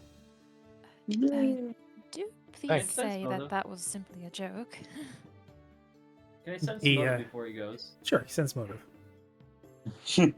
Yes, I would really much hope that this is a He gives a deep bow, to which he's like looking at the floor. Then he brings his head up, his one arm swept across his belly, one foot back. His very proper courtly bow. Looks up, looks between Chaiko and Siren and gives you a wink. As far as you can tell, Chaiko, he's joking. Like he's probably not going to keep his mouth shut if somebody asks about about any interesting stories he's heard. He's going to talk about the weird people he met in a small village in the middle of nowhere, but he's not going to sell you guys up the river. Yeah.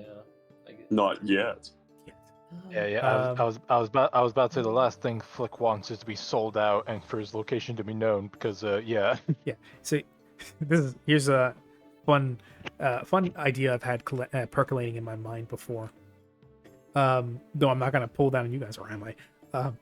Is the NPC that's a bard or some similar thing that gets in chummy with the group, finds out everything about them, and then goes to their actual boss, that being the big bad evil guy, and then goes, "Yeah, they just kind of told me everything." Oh my god. I hope not. We didn't That tell is him why everything. I don't want. That is why I'm trying to make sure that people make a habit of knowing that you shouldn't info dump to random strangers you meet. Yes. Proceeds to info And dump. as speaking, I didn't. Technically speaking, I didn't. I just said someone that you basically went up and said someone who is not me. Speaking for a friend. Speaking for a friend. I don't know.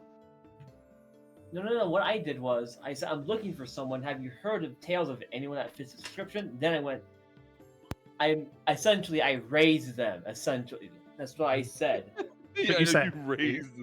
Me trying to wonder if I info dumped at all by just giving him my name and the fact that I'm just a privateer. Yeah, a name like Flick is not common.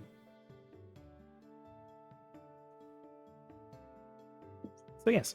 Anyway,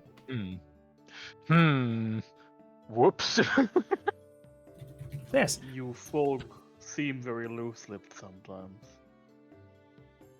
I have a bad. Would- That's a bad I habit would of pay mine. you Yeah, to be careful when talking to strangers. gonna have to be very careful going. Very careful going forward. Hey, I still learn important things. All right, I still learn very important things. Fuck you all. Fuck you, I did what's important. Fuck you all. Drop a Listen, dick. I am progressing the story. Is it your story? No, but I'm progressing it nevertheless. Thank you, Chaco. Very cool. You're progressing a story. So yes.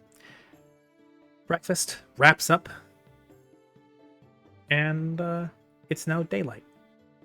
The sun is rising into the sky. The dawn has receded, and the day beckons you to welcome it.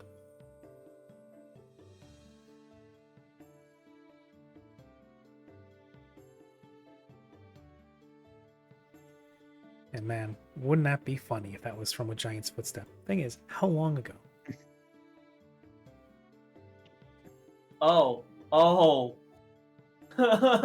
was about to say it would have to be like at least a few hundred years. Possibly. Yes. But That's if supposed to be a the very, giant, like, very, walked up. that's supposed to be a very, very big giant.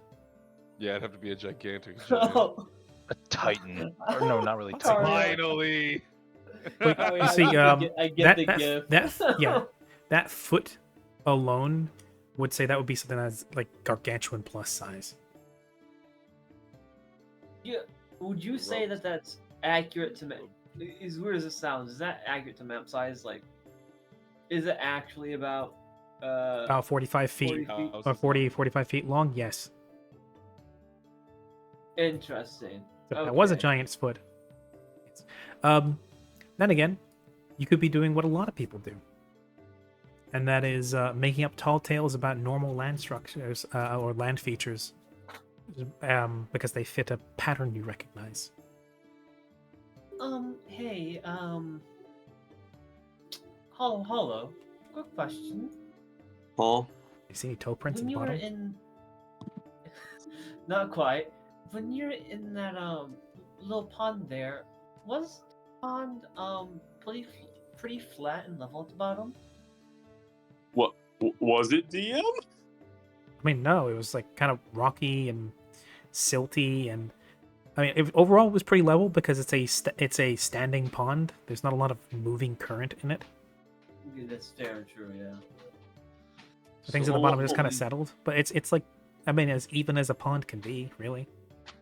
So clearly, this is the father of giants on the steps. Yeah, so basically what I'm seeing, okay, so, yeah, no, I'm really much too deep into this. You are reading way too deep into this. It is just a pond. Ah, yes. Well, The giant listen, was I'm wearing going to- shoes. Yeah, the giant was wearing shoes.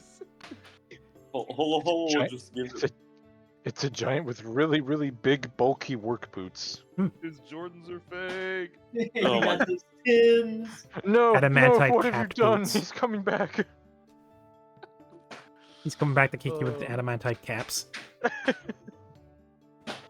He doesn't have Jordans, he has Tims. On the plus Oh- side, oh, if no. I can be revived after he kicks me, I may be able to take a bite out of his shoe and make that big ass sword. No, I'm kidding. Your teeth would Jesus. not get through.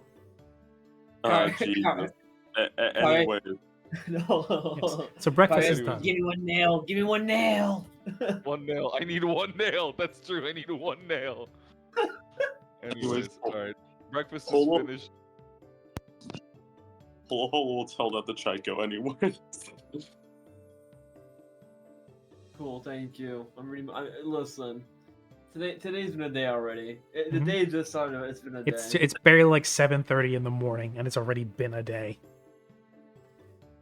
So yes, the village is now fully in swing. The last of the bread has been baked, as the oven now simply smolders with embers of coal. The people are going about their daily business. Some of the travelers are picking up and getting ready to leave. Overall, looking like the village is ready to empty out. Or at the very least, the village is ready to go about their day. These two go this way, south.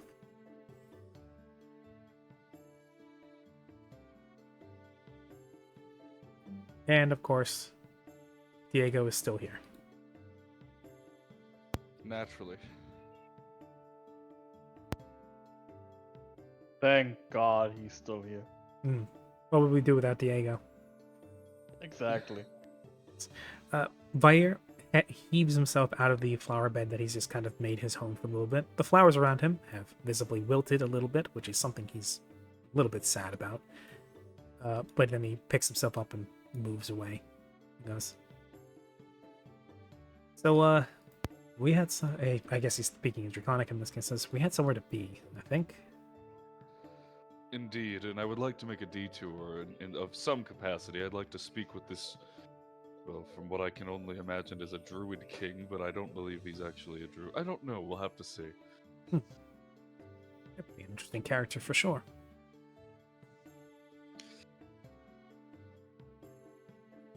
I'll kind of turn to the others and go, should we be off then? Probably.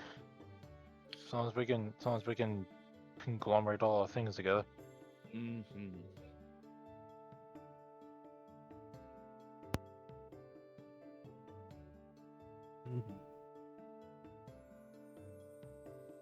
Okay.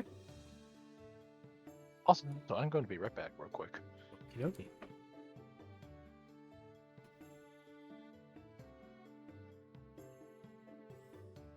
All right, so people are picking up and getting ready. Yeah, Taro will kind of turn and go, I'm going to prepare the cart for departure. If you have anything else you would like to do before we leave, please do so now, because I believe it's time we make our departure. Varg takes the pink blossoms from his leftover plate of blossoms and puts them into his belt pouch. I have a feeling he might do something like that. Oh no! Oh no! You're I going feel to bad. I wilt. feel so bad. I feel so bad for Bart. Oh no! Siren just gets her things ready, make sure she's got everything. She also put the flower crown from yesterday back on her head and adjusts it and ready. Hola Hola will go help Karya with getting the cart ready.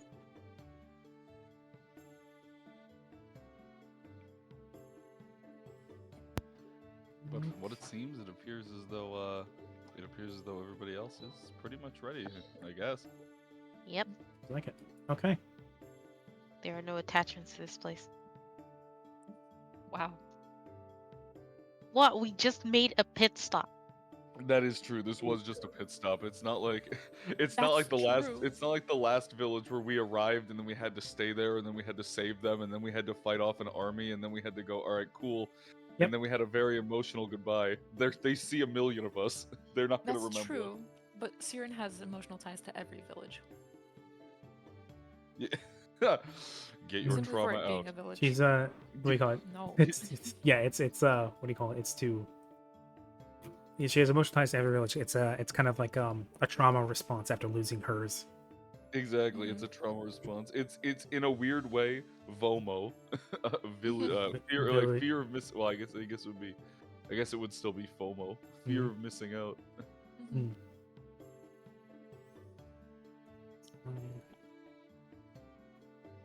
Do.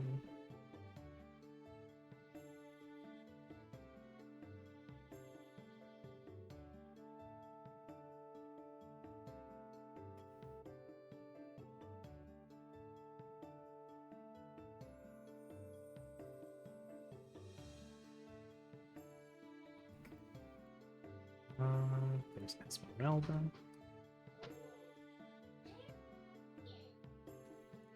Esmeralda, do a flip. There we go. Okay.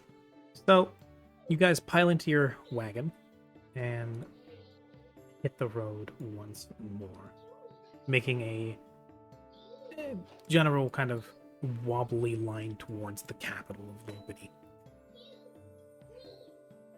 Over the course of the Alright, day, I'm you back. make some decent distance, and about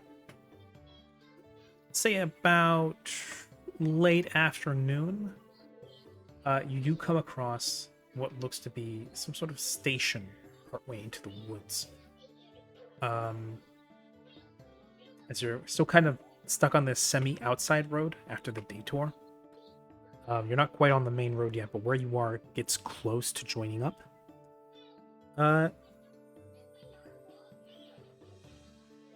And a man on a horse comes out to hail the carriage.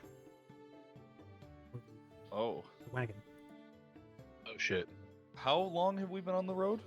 For now, I would say about I'd say late afternoon, so I would say about 8 or so hours. I wouldn't stop, but I would slow the horses a bit to, Agreed, yeah. yeah. Okay. Well, yeah, the mounted man is coming down the road towards you, and he is hailing. He is what do you call it? He's like waving us down. Yeah, pretty much. Yeah, I mean, like I said, I'll go up next to him and I will slow the cart, but I'm not gonna stop.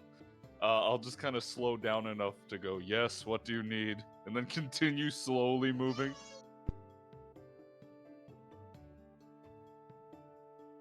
Right. So,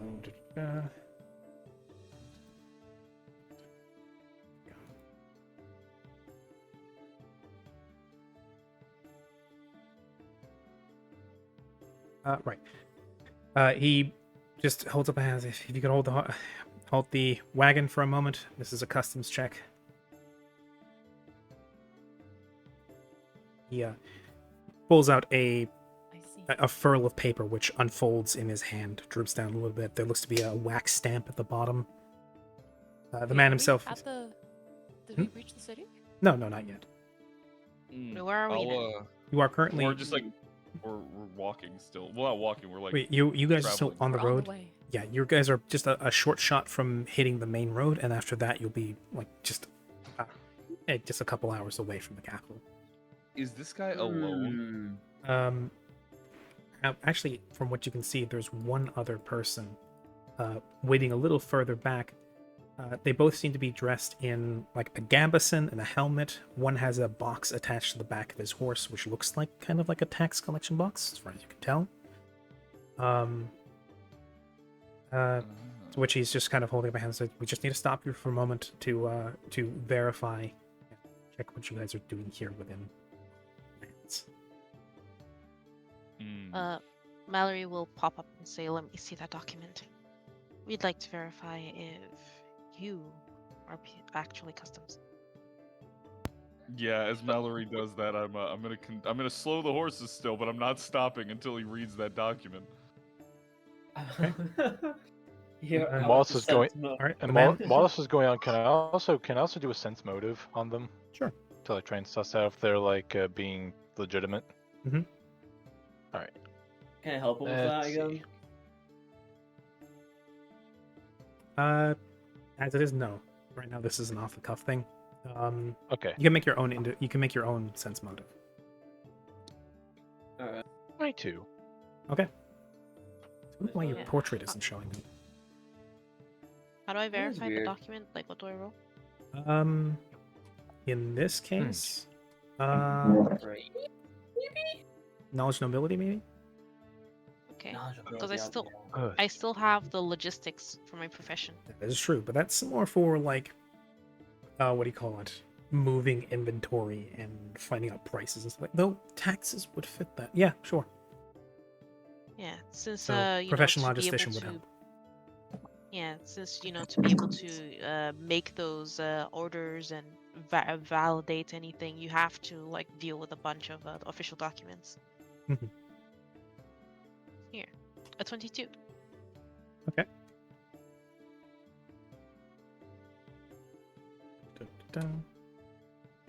Right. Checo, Flick. The man riding up to you, though he does have to kind of take a berth around to wrap around and keep pace with the wagon because Karya still isn't stopping. He says, "Sir, I must insist that you stop the wagon now. If you go any further, we will chalk your wheels." In which he then leans over to Mallory, extending the parchment.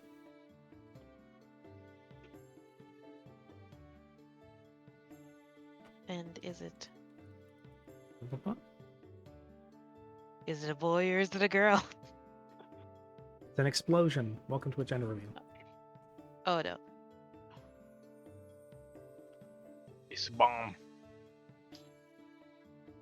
Easter Oh. egg. Well, So it is real.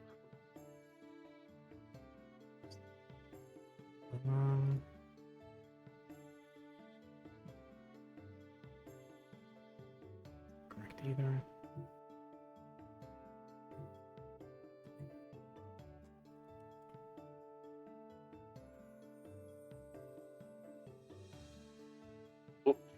That's what I was looking for.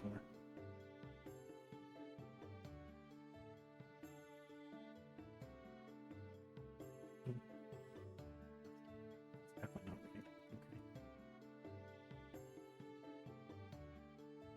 right. Okay. Okay.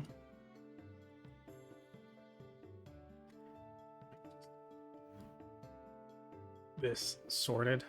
It's been something I've been needing to do for a bit, which I've done earlier.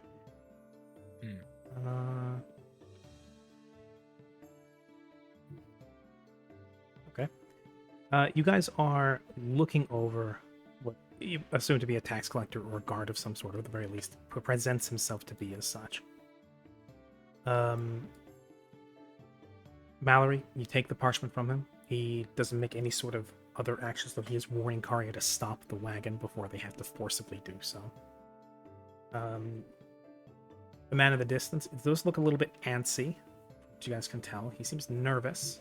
To be fair, it's just the two of them out here, but usually it is a bit of a road out of the way, but usually stops like this tend to be on the main road. Yeah, that's what I was thinking. Yeah, very suspicious. You look over the document. The wax seal seems legit. The language is all there. It's all correct. It is, from what you can tell, it's a badge of office. Even with like a name and everything detailed. Would it state the location of the inspection? No, not typically. This is a badge, not like a certification for a badge. station. Well,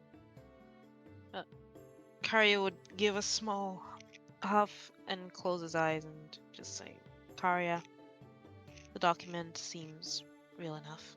You can stop. I'll nod over to Mallory and then look over to the two, and I'll slow the cart down to a stop, but I will look at them and go, I have been told to trust your station, and I will do so accordingly. However, if this is some setup for some sort of bandit assault or anything of the sort, I will take your head and I will put it in the arms of your friend over there.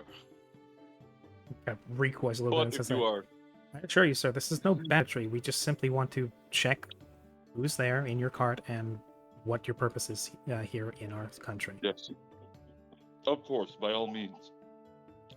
There's also the slight matter of a toll, but it should be no obstacle given he gestures towards the cart, the giant horses, and everything else. To which he then stops. He gestures to the man with the box.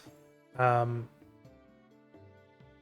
a small circle around the wagon, looks in, sees the people inside.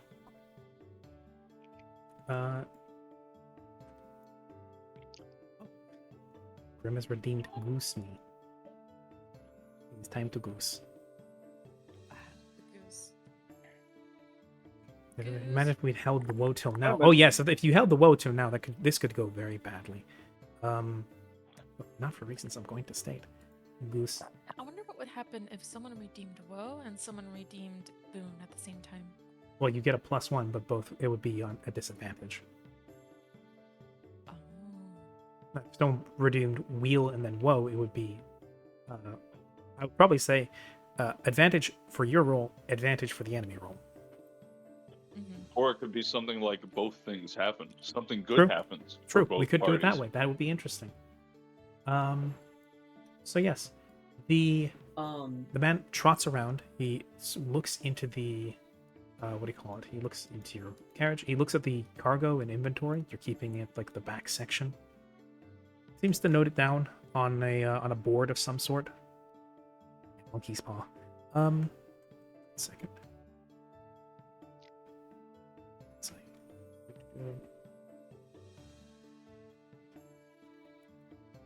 Did we get our sense motive?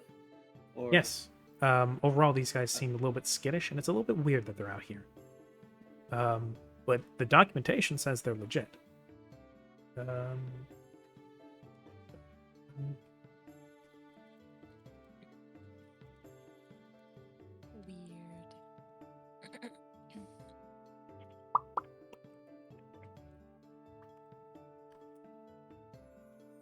Let's see. While time is stopped, teehee. Time resumes. No. Is that what? Wait, I was looking at all my spells. Hold on. Tokyo Tomai. Tokyo wa Tomare. Tokyo wa Tomare. That's it. Not Tokyo. Tokyo wa Tomare. Tokyo Tomore. I'm alright. As many mementos as you like. Plenty to go around right now.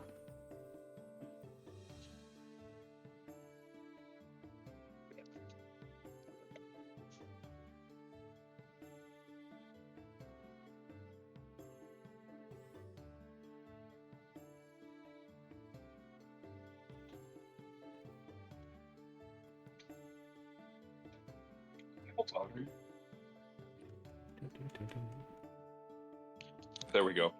Okay, I couldn't hear anybody. Ah, yes. We didn't want to let you know. Okay. Just waiting on one thing.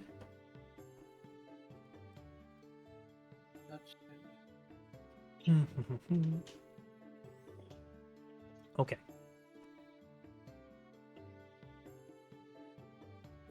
Yep. Nothing unusual. The guardsman stops at the back of the wagon, looks in, then sees Bark. He brings up a piece of paper, looks at it, and says, "We were told to keep an eye out for somebody of your description," he says to Bark.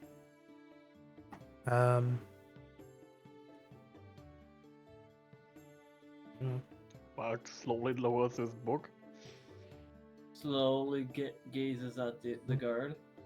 Slowly lowers the book. Slowly raises a pulls gun. out a gun.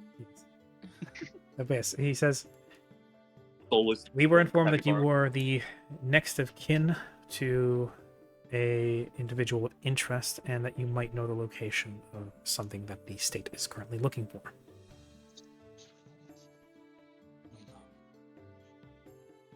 Who and what might that be? That who would be Lydia. If you've heard of her. Supposedly, she was in possession of something that was of interest to the crown. Would not turn it over. We were told that the next person who might either be in possession of it or know the location of such would be yourself.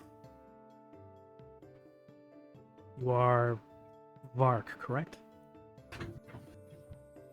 Indeed, my name is Vark. I am beloved. Gives you an odd look and says, "I see." God, there's an ad break going on. Yeah. The Indeed, ads are my not name is beloved. Adbreak. I am beloved. Ads are not. Vark is beloved. The ads are not. Are you guys back? I'm very sorry. I was talking during the ad.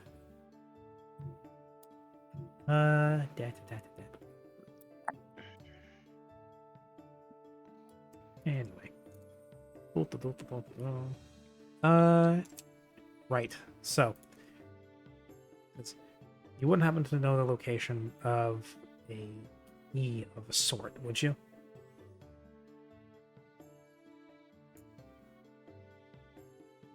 you're referring to the key to her tower, then it previously lay in my possession until I left her domain. And you sit Indeed. in the tower. Yes. Seems a bit unintuitive, don't you think? I did not plan to return there for quite some time. How did you intend to get in without the key?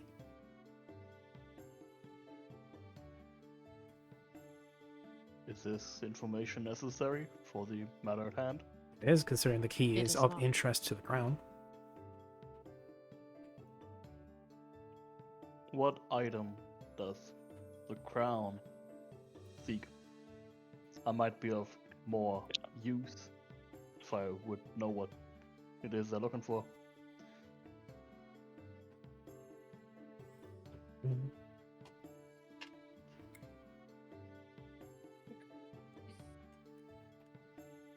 He thinks and says, "No, that's perfectly fine."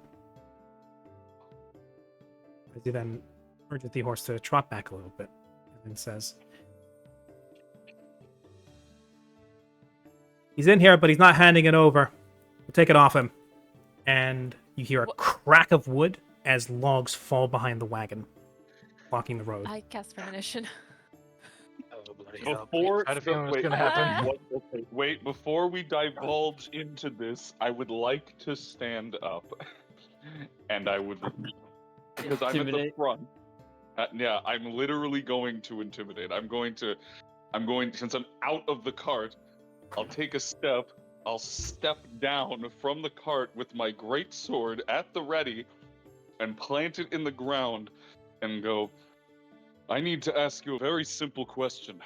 Is the thing that you are looking for worth dying for? Because if you have any intention of harming me or the people that reside within this cart, I will dismember you. And your friend will not escape either. You heard me! Jeffrey, I'm looking at you. Okay. Harry, I'm please specifically realize- asking. I would say work on how long your speeches are. But yes, you may make an intimidation roll. Yeah, can you roll that for me? I have to be on my phone as I'm carrying the baby. Okay. I want to help with that. Yes, you Uh, can glare at Jeffrey in the distance. And could I also help, or no? Neither of you Okay. can help. This is not a standing together and knocking your heads together thing. Help action requires an actual action in this case. Really, Oh boy. really quest. Really quest. Really quick quest. A side quest, if you would. Bottom right of the map. Yeah. Oh, right, You yes. see another. Doppelgangers, they're replacing you with them. Yeah. Oh no. You're being replaced.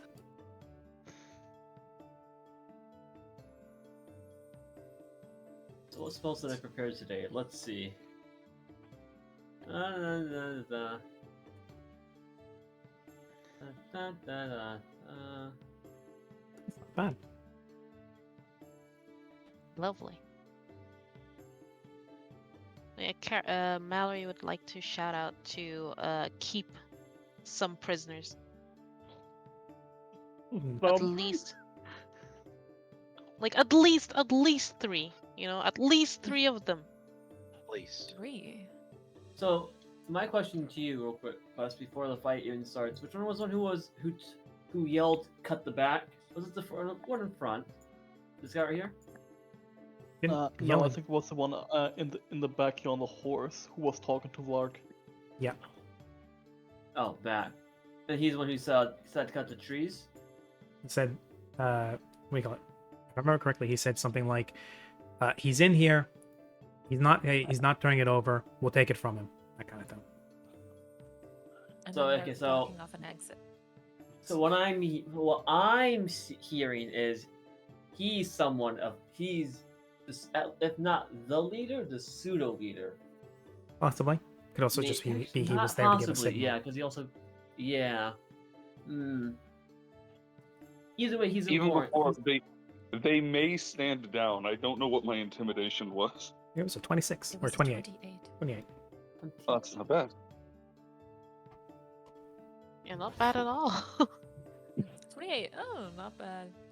That's pretty good. I mean, Hmm. I my intimidation is my literal best skill.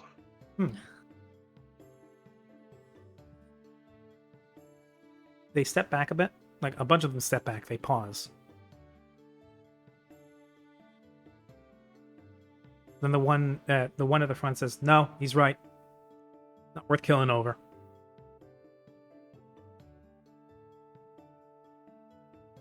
Huh. Good.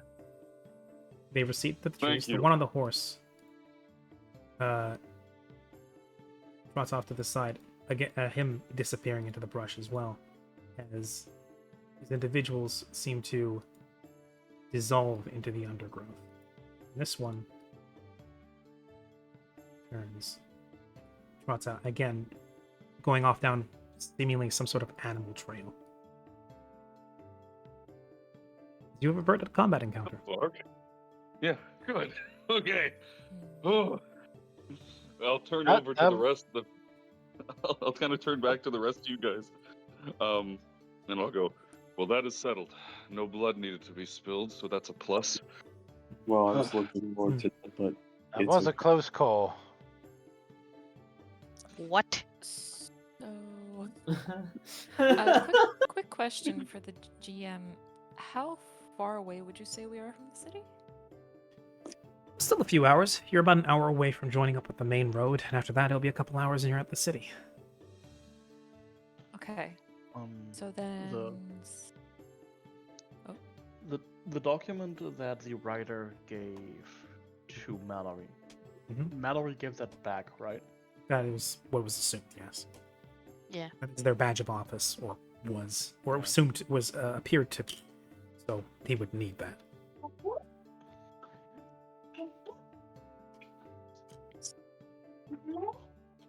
Siren speaks up and says...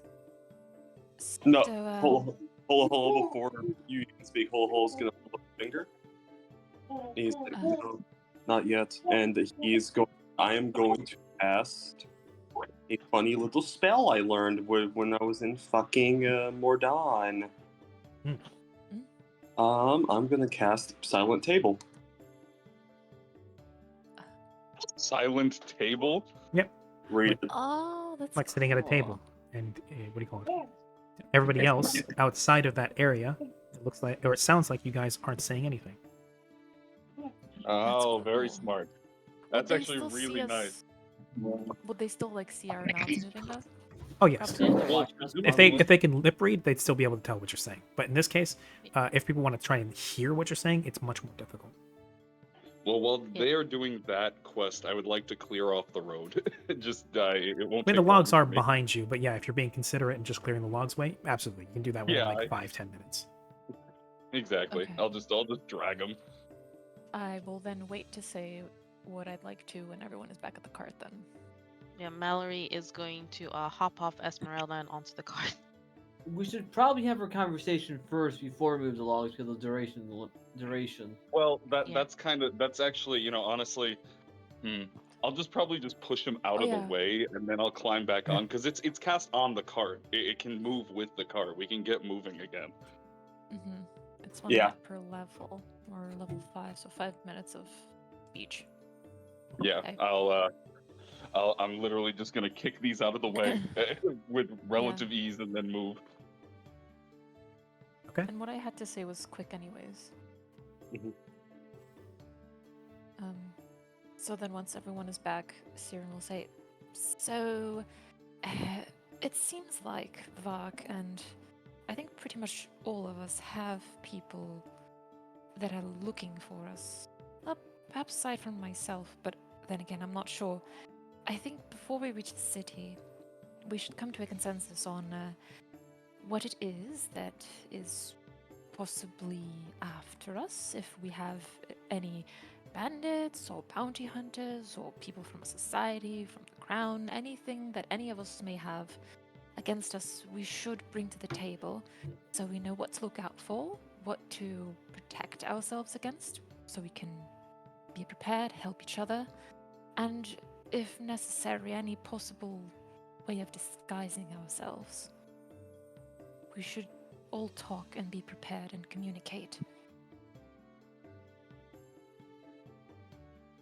I don't believe anyone's after me, so I don't think this is of concern on my part. Well, for Varg, it seems like people from the Crown. For Flick, it seems like his old group. Well, it's not just that. Oh. You see, my sister happens to lead my former crew. Not just my former crew, probably the whole damn privateer company that we have. She's my sister too. Adoptive sister, really.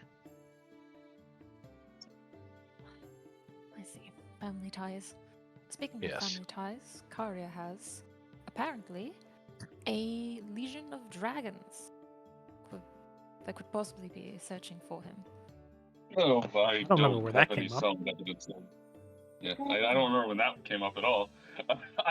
I remember Karia said he was slightly worried about his dad, but that was about it. Yeah, the only other Yeah, ones he didn't you could say potentially have your a dad worry was of angry with you? his dad's. I said that my father is greedy and would most likely, if anything, if I established land or made a name for myself, he would probably be irritated. But I haven't really done exactly. that yet. Also, his dad Well, may or no, may this not is be dead. possibly. I'm Yeah, talking about he also- possibilities of things He to also look might be dead. for.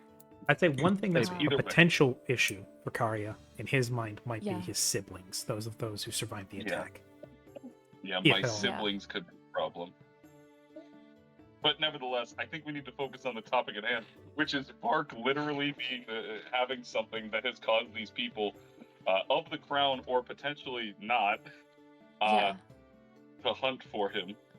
Yeah, I'm just like saying, to just like talk about possible threats so that we know what to look out for, Yeah, Vark. It seems like you To have any of someone us. who's. It seems like you have someone who's out to get you all of a sudden. It At least is get your the key. crown. They literally said it was the crown. It's the Yes, king that that is wants true. something That's what from I'm saying. Bart. Truth be told, And- I wish they did not leave. I wanted to question them. Same here. Either way, it is probably best that we disguise you. So, Mallory is going to take out of his bag of holding the second of his sleeves of many garments, the Baroque version, and hand it over to Bart. I'll start brewing something for you just in case. Also, I apparently have a spare cloak with me somewhere in my inventory, so you can have that too, Vart. No. He can use that. He can use the baby is distracting me. You should use these sleeves of many garments to create yourself a a very ornate cloak, possibly of for speculation, possibly of divine relation. I will pretend to be your sort of bodyguard or protector, something of the sort. An escort. An escort, yes. And should anyone try to approach you, I will rain fury down on them. But this is only for a bit. I do not care about you. It's not like I want to help you or anything. Babaka. I don't want to help you. I just don't want to get in trouble with anything that has to do with this continent or this country. I hate it. Very true. So, I assume the cart gets rolling again. Yeah. Okay. He's gonna hop back onto Esmeralda and he's gonna. Okay. It doesn't take much longer. It's a few hours mostly silent writing, I think, unless somebody wants to talk about something, in which the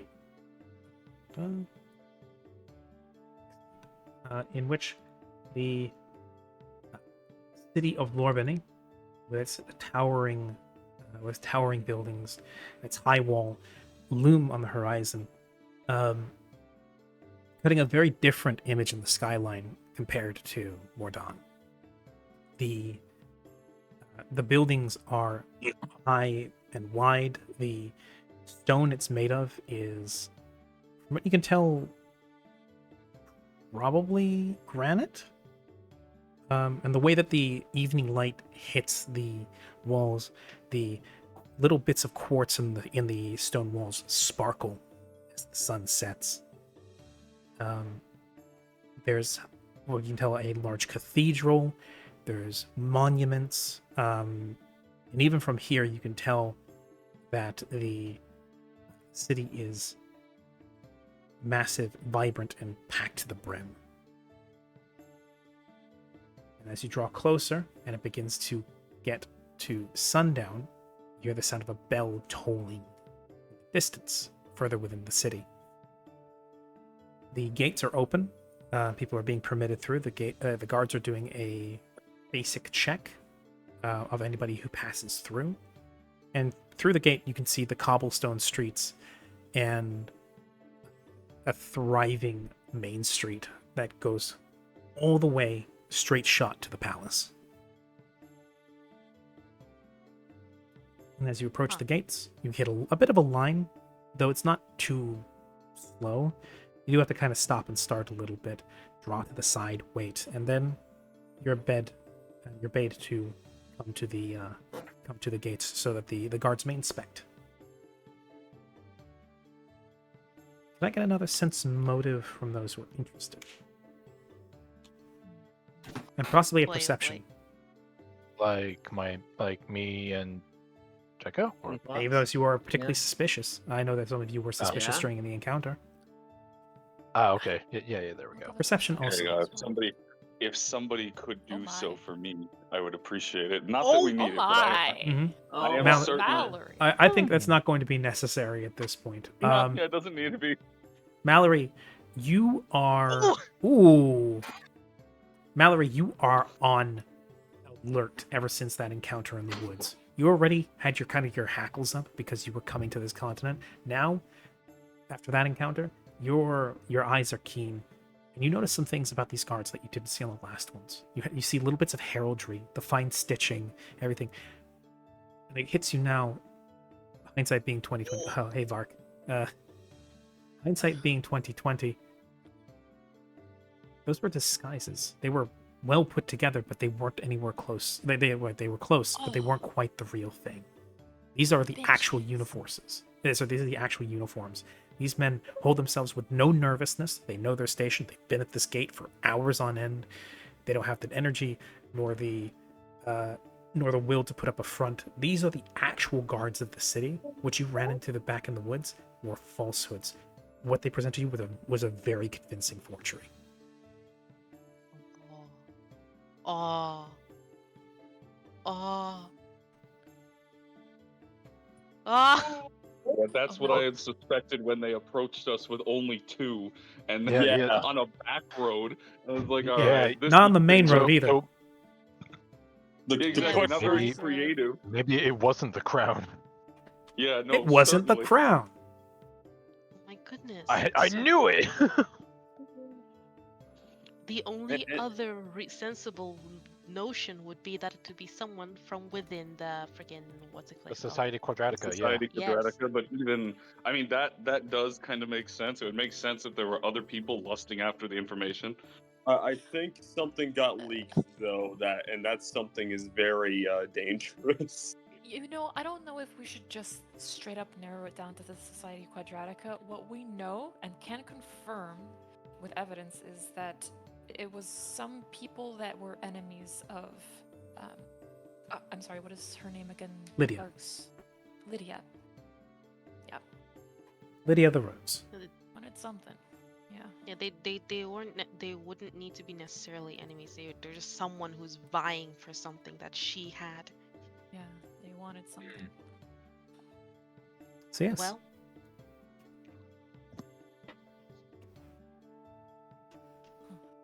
Yes. The guards, when they stop you at the gate, they give you a once over. They check your whatever goods you got sitting in the back of the cart. They look you over. You see their eyes stop on a few of you, and you're wary of Vark. You're on edge, because of what happened before. You feel your blood pounding. You feel alive, but at the same time you feel worried. You feel twitchy. And when the guardsman's eyes linger on you for a little bit, you feel like he's going to pull the same thing that happened in the woods for a moment. But then his eyes just keep going, and he notes something on a clipboard, whilst like looking at the boxes and stuff you guys have got in the back. Says,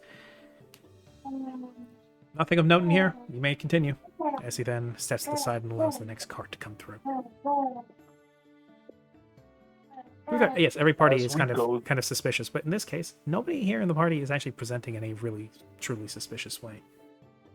Yeah, no, we're just kind of chilling. I know Flick has his hood up again. Yeah, I mean, as we get past the checkpoint, I'll kind of turn back and go. Well, has Mallory explained that he's confirmed at this point that they definitely weren't the guardsmen?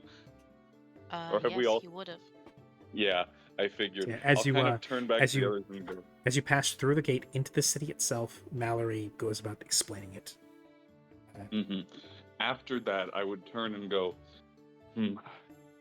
perhaps I am being a little too cautious, but, well, we are in a new land, one of which that I don't believe many of us know well, and I still want to seek audience with the king, but I would hesitate to say what happened on the road, just until we know for certain that there is nothing in the background moving. I agree. I'm agree glad as to have well. lied about the key to my master's man. You lied. Wait, dude. Does whole must I do what I did before? Vark, you know for a fact that you don't have a key. There never was a key. Yep. Oh my God, Vark, you're the key. It's a magic tower. Maybe that is the case. I mean, yeah, I was kind of going to say, Vark, if I may, do you remember where your master's tower was located? Is it nearby?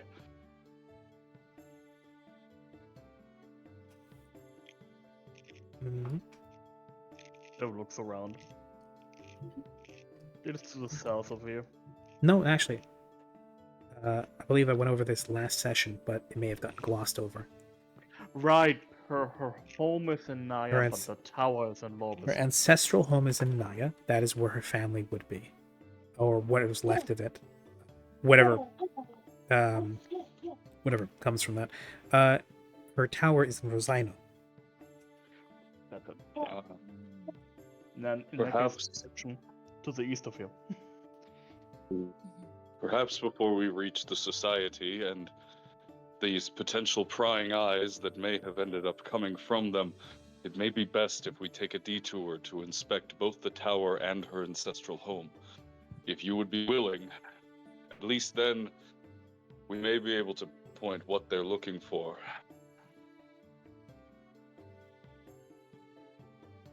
So that means we probably have to go a bit incognito as well, just not to draw any attention. Well, I'm not quite at that, but I'm not very good at that, but I'm sure that someone here is. Half the party that's hiding. What? I believe. Whatever do you mean? I believe if for as long as we're here, we should probably have more. Vark should probably be. What's the word? Accompanied by. Yes, accompanied by a lot of people. Yes, I don't suspect that it would be a good idea to split, but I would leave this decision up to Vark, as it is. Well, it is not my place to demand we stamp on ancestral ground. If you would like, we will go. But if not, it is your decision, my friend.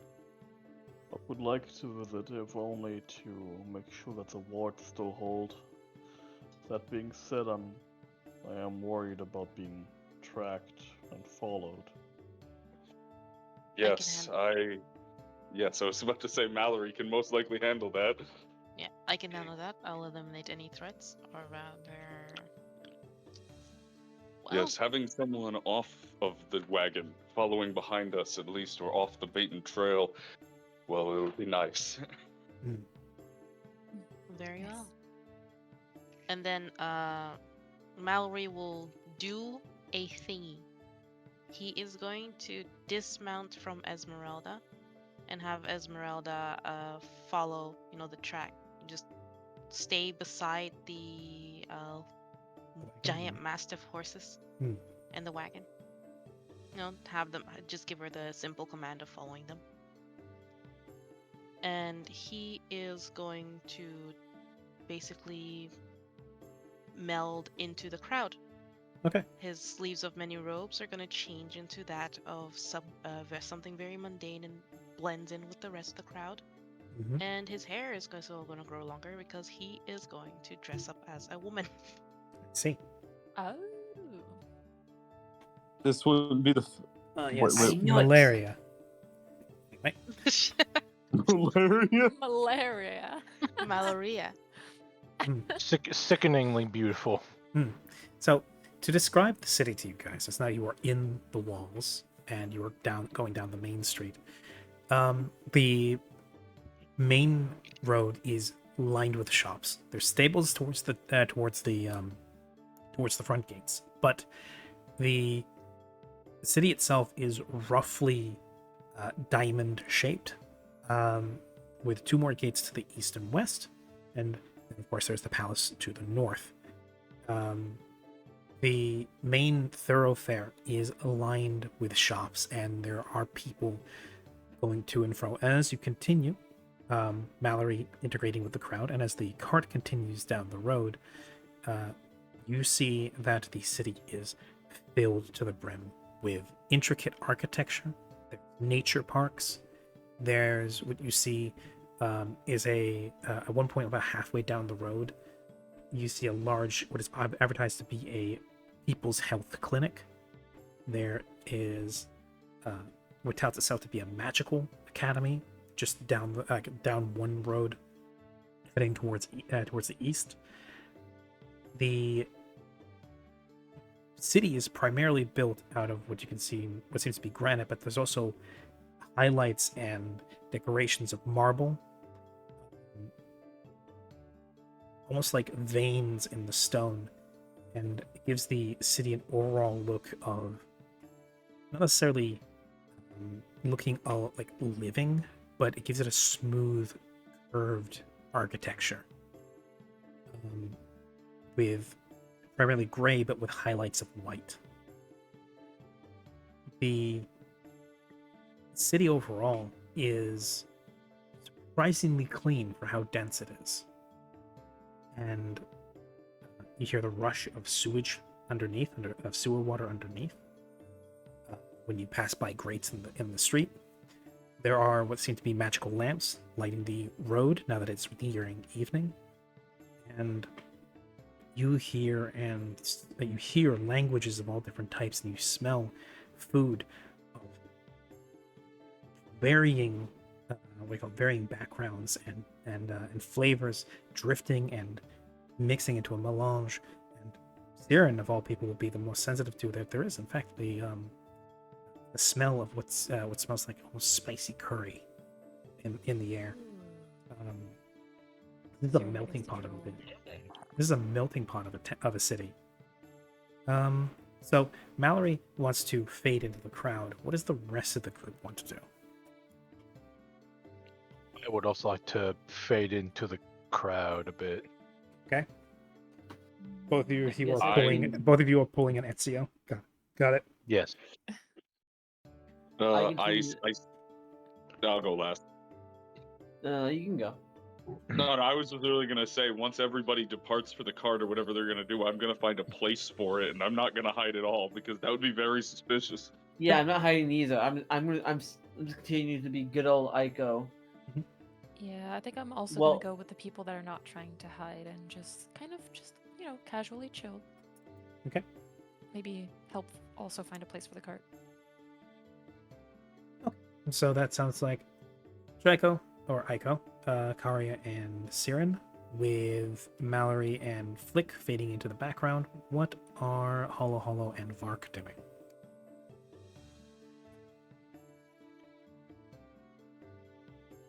We Let's see. are just doing. Okay, no, I'm not muted. Okay. Yeah. Just to reiterate, we are in the middle of the city. Is that correct? More or less. It sounds like the cart has been stopped at the front gate so that it can be stabled. Mm. And then folks intend to go about their various business within the city. I'm definitely going back / towards that quote unquote shopping mile we saw earlier. Mhm. If one kind of thing I'm looking for. Not sure if it's able to be found here, however. Okay. I'll see. All right. And Holo Holo?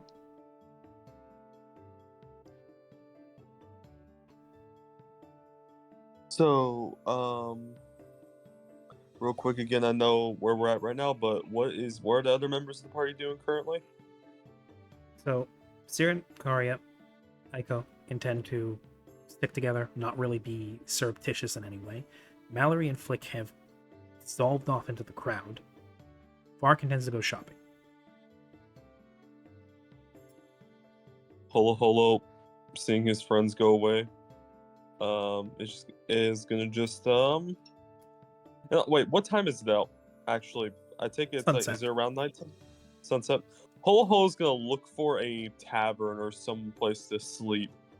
Okay. He's Smart. gonna Also, look- should someone go with Vark so he's not like Mhm. Mallory alone? is going That's- to be trailing Vark.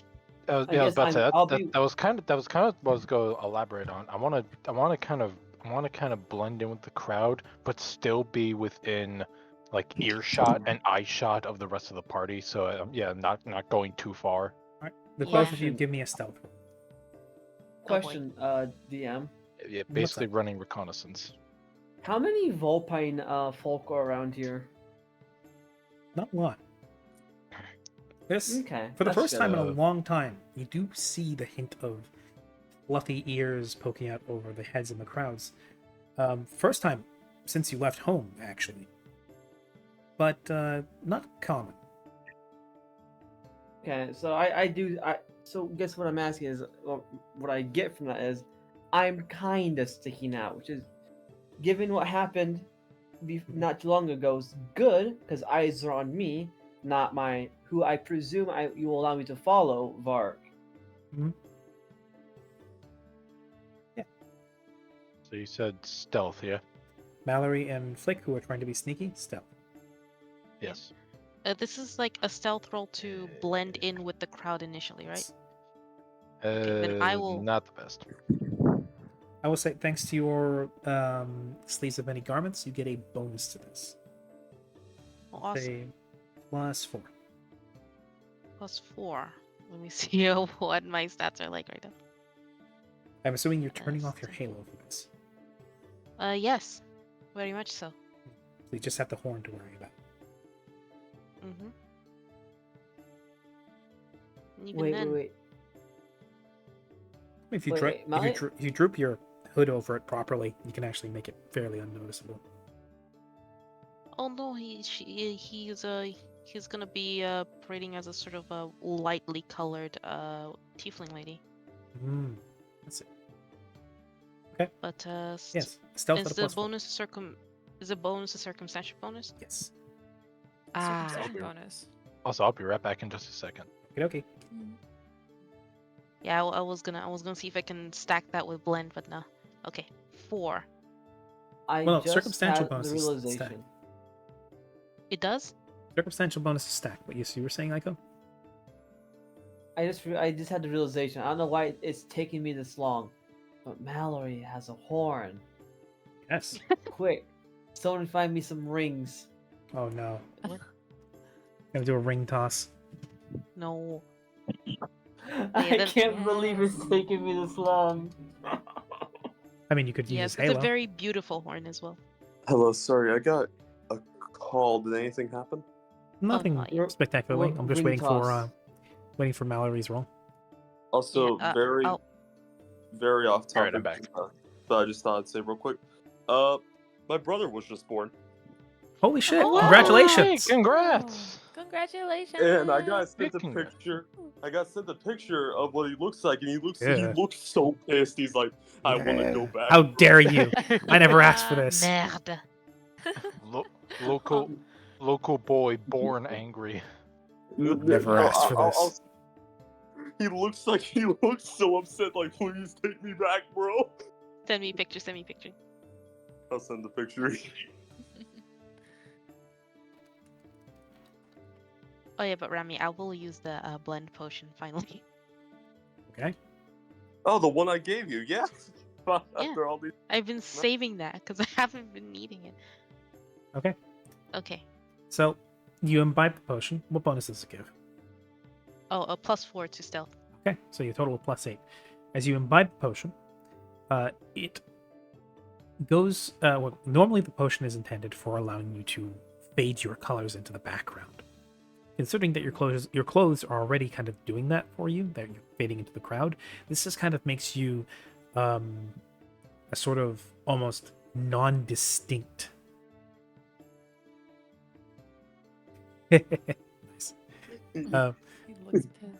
As you basically become a non-distinct blob within the crowd that people just kind of disregard as you follow along behind Mark. Flick, on the other hand, at one point, Very unsure of himself. unsure of himself, and also, oh, they just weighed him. Nice.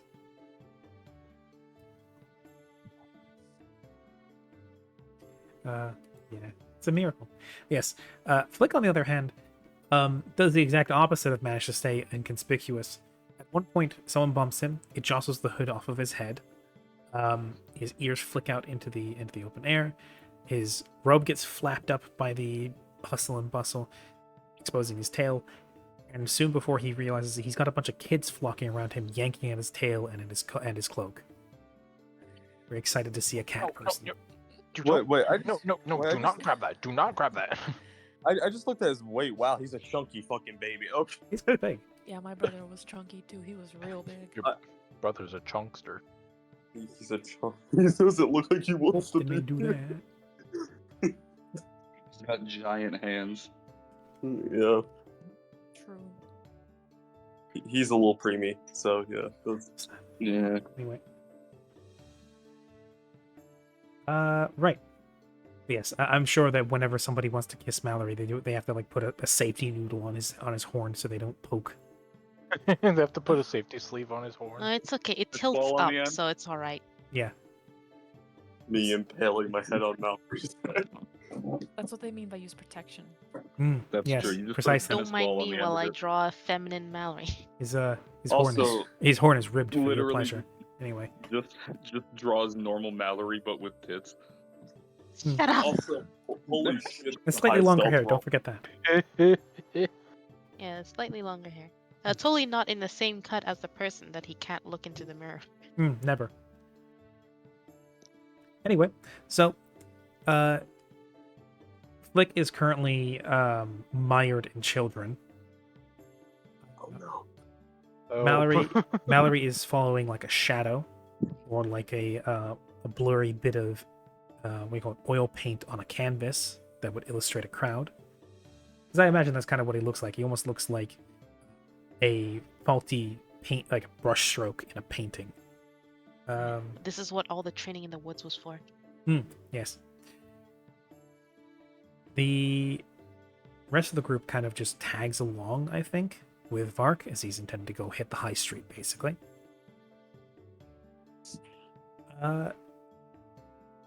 Meanwhile, I guess Oloho is also looking for lodgings. I sent you a message. Oh, yes. Let's see. Okay. Hollow Hollow goes in an entirely different direction. Actually, no, he doesn't. Not entirely. You guys continue down the high street. It's from me. Yeah, I mean, you can always find a sponge, but yeah. But yes, the group continues. The group continues down the main road, going until you guys eventually hit what looks to be the major shopping section of the high street. Like there's sections where there's obviously more inns and other places to stay. There's shops, there's restaurants, there's literally everything you could look for here. So you guys have passed through the shopping area first. Question is, what are you looking for? I am specifically looking for a magic selling shop. Wands and scrolls. I figured if there's any chance that there would be a shop like that, it'd be in one of the bigger cities. Oh, absolutely. Now, yeah, if you're looking for just like a place that sells magic items, that's not really a thing. There's no magic item shop. Yeah. Every shop tends to have at least a little bit of something magical in stock, usually something they've come across, especially if it's a well-off shop. They'll have come across that in inventory. But for a place that sells wands and scrolls, that would absolutely be a wizard's supply or something like that. And asking around a little bit would see you directed towards one. Okay. So the question becomes, what wands and or scrolls are you looking for? All right. Let me grab my little shopping list. Oh boy. So, for scrolls, I'm looking at. Actually, I'm gonna fucking write this to you. Okay. Where are you in Discord? There you are. I'm gonna voice them anyhow, just for the others and for any spectators. But acute sensors, cure moderate wounds, focused scrutiny, investigative mind, invisibility, see invisibility, and a wand of lesser restoration. Okay. So everything else you're looking for in scroll form. Yes. So some of these are a little more rare. They're a little more unusual, and so less likely to be typically kept as a in-stock scroll. I should mention, in case it is important, is these are all second level. Mm-hmm. Invisibility and see invisibility, easy enough. Those typically are in pretty high demand. They're a little bit suspect. So not every shop stocks them, because doing so attracts legal attention sometimes. Why would you need to go invisible after all if you're just a regular law-abiding citizen? For the people who regularly find themselves in danger, or if you're, I don't know, something illegal like an assassin, you typically have great need of invisibility or see invisibility to detect potential hidden threats or hidden traps, like on a vault or something. Again, brings some suspicion. But here in the large city, where there's a glut of shops to choose from, I would say you would be able to find. You get the cure moderate wounds without issue from I probably say you'd probably find that at the cathedral. Whereas the rest you'd be able to find at all of those you'd find at a smaller, slightly more out of the way shop. That, funnily enough, advertises itself as a magical PI. Private eye. And while they also Makes sense. offer investigative services, they also offer the means they offer to sell the means through which you may do investigation yourself. They, of course, highly recommend that you hire a professional to get things done, but if you need the tools yourself and that's all you can afford, sell as much. The Wand of Lesser Restoration and the Cure Moderate Wounds, you could probably get that from the Cathedral. The rest you could buy from the Magical PI. Alright. And I will jot down the money. I assume normal market price, or is there a markup? Normal market. what I'd would you say the Cure Moderate Wounds and the Wand of Lesser Restoration is market price. The other scrolls are about 5 gold more expensive. So overall, it's an extra 1, 2, 3, 4, 5, 25 gold. Alright. We'll jot those down. And while I type that into my sheet, for clarification's sake, the wand is just to have it, obviously. The scrolls, I intend to write them into my formula book. Gotcha. Intend to make extracts out of those. Yep. Okay. While I type all that into my sheet, that was basically my thing I wanted to do, so we can move to others. Cool. Unless something is happening to me. Finish shopping. Making a stop in the cathedral. That would probably be of some interest to Sirin, where you see that the Lorbany Cathedral is a bit more pantheistic than you're typically used to in this section of the world, but it's very, considering that the Quadranon holds itself as being a little more independent than some of the other nations. It's not too strange, all things considered. The cathedral itself pays homage to the 3 major gods of the Gadsworth religion, that being Mother of Mercy, Lady of Light, and the Sleeper in Shadow. There's also the minor gods who are given homage, like for instance your goddess Meluna. There are others as well. Some which you've never seen or heard of, others which ring a bell. There's various gods, minor gods, for different aspects of life. There's gods of harvest, there's gods of the forge, there's gods of daily trade, gods of swift recovery, or a god of swift healing. Overall, lots of little gods, and then a few big gods, which take up the front and center, and are represented with large statues that stand at the very end of the cathedral, behind a behind an altar. And then the smaller ones line the walls to the side. That's really cool, actually.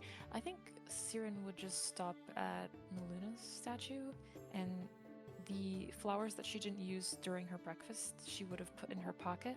Like, just why not? She'd take them out and put them in. If there's like a little offering tray or anything, she would put them in there for Meluna. And then carry on. The image of Meluna in statue form is a little bit different from what your mental image of her was. This one is less warm looking. She stands tall, regal even. She's not far from the side of the Sleeper in Shadow, and indeed an engraving in marble tells of how she is his daughter. Also even goes into a little bit of detail of some of the speculation as to what her origins might be, that she might be a result of the union between the Lady of Light and the Sleeper in Shadow, or perhaps he simply created her as a product of himself. None truly know. None truly know the origins and the machinations of the divine. But they can still speculate. And this Meluna, she stands tall, girded in what looks to be a breastplate of a sort. In one hand, she has what looks to be a censer or something like that. Well, the the tool that you would use to spread incense. You would light it, you put it inside, and you swing it side to side. And in the other hand, she holds high, above which what you recognize to be a representation of her moon is, and around it, constructed in brass, as held up by rings of brass and small painted balls of marble, is a construction of the 4 elemental moons which circle the Luna, which spin slowly by some magical mechanism. And to reflect that, she also has what looks to be 4 representations circling her statue body. Rather than being planets, they seem to be represented by animals. The fire moon, painted red, looks to be a crimson lion that runs through the air. The air moon the green air moon is represented by what looks to be a sparrow or an eagle. It's hard to tell. The features are kind of non-distinct. The the white, the blue moon, the water moon, winter, is represented what looks to be some sort of koi fish, and the earth moon is represented by what looks to be some sort of, you think it would be something like a vole or a weasel or something. And those also slowly, through some sort of magical animation, run through the air around her in a circle. I think Siren would stop to. Oh, continue. I would also, like I said, she doesn't look quite as warm as what you think you remember from your dreams. The look on her face is severe, and as it gazes down at whoever stands at her feet, her eyes seem to follow you, pupils a rainbow mix of colors. Through some trick of the light, they seem to follow you wherever you stand beneath her, and the look is severe, almost like she's casting judgment down on the people standing at her feet. Oh. I think so. Siren would take this all in, just in awe, amazed at the beauty and the intricacy of this depiction of Melina and the statue and everything that revolves around it. And she'd look up at it and, like, just mumbling just to herself, say, "My, what an interesting depiction. I'm not sure if it's entirely accurate to the Melina I know, but beautiful nonetheless." Thanks. You're not the only person to pay her a visit. Some people come and go, though the majority of people stop by the big 3. And the cathedral is never quite empty at any one time. It's always got about 10 or so people circling in and out of it, as people of various denominations pay homage to their chosen gods. So yes, overall though, it does have that feeling of sanctity. Like nobody dares raise their voice above a certain pitch. The conversation remains low and babbling and echoes softly off the halls. And so yes, Vark has managed to complete his shopping, and you guys continue down the road. Hollow, who has gone off in a completely different direction. Yes, that's me. Or I should say, has continued down the road while everybody else stopped at the cathedral. You are currently standing... Right down the road? I would say you're a good 10 minutes walk down the road. As you stand in front of possibly the most opulent place you've seen short of the palace in the distance. I see. Now, when you messaged me and said, quote, unquote, send me to the most fancy place. Yeah, the fanciest fucking... I took that as a challenge. Oh, And, Lord. You are currently standing in front of a massive... You would think this looks more like a manor than a inn of any sort. You are standing in front of a massive, gated off, what advertises itself as being a upper class establishment for the well-to-do on the road. Mm-hmm. It is gated, it is gilded, There is a doorman waiting at the front, ready to open the door for those who want to step through. And the windows are stained glass. The building is made out of immaculate, veinless marble.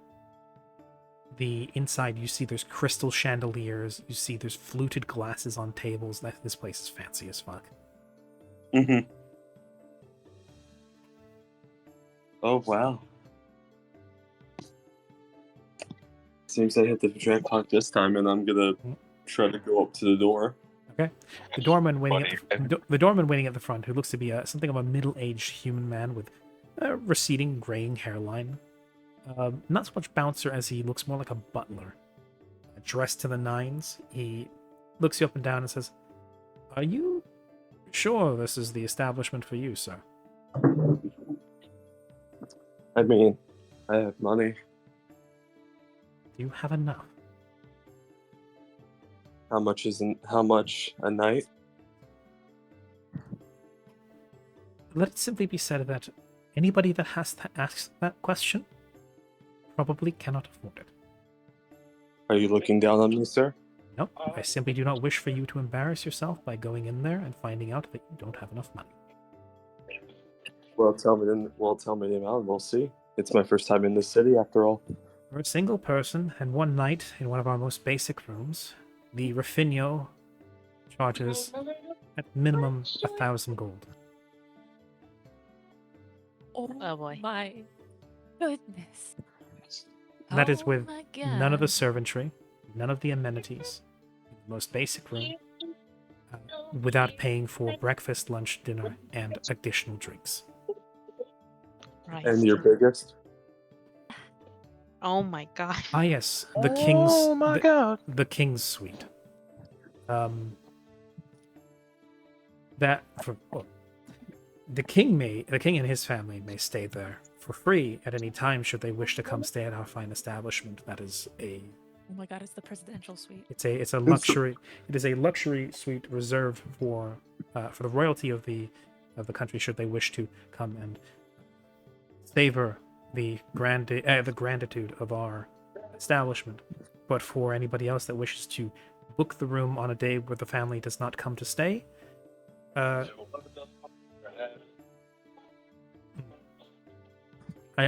would say you should probably take a seat, but you would not be able to afford it.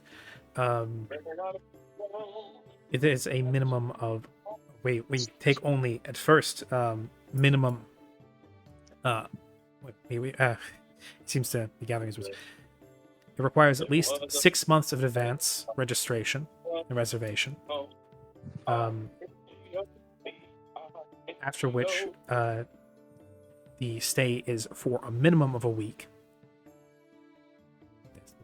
Oh god, ad break. I fucking hate ad breaks. Oh my God. Yes, you must pay for at least a minimum of a week's stay to justify the amount of schedules being rearranged, and then it is at a minimum of 100,000 Wow. per day. Well, what's the biggest you have available? Hey, Frey, Yes. you hear background noise. Just let you know. Oh, my bad. Thank you. Sorry. Addie's playing with the fucking speaker. Yeah, he says that was the biggest, sir. That's available right now? It is available The right biggest- now, though you would have to not right now, as you have not made a reservation. As for what you could take immediately if you had the money, that would be the bishop's suite, and that would be a minimum of 50,000 per day. Oh no. Well, I can go talk to my friends real quick and see if we have enough.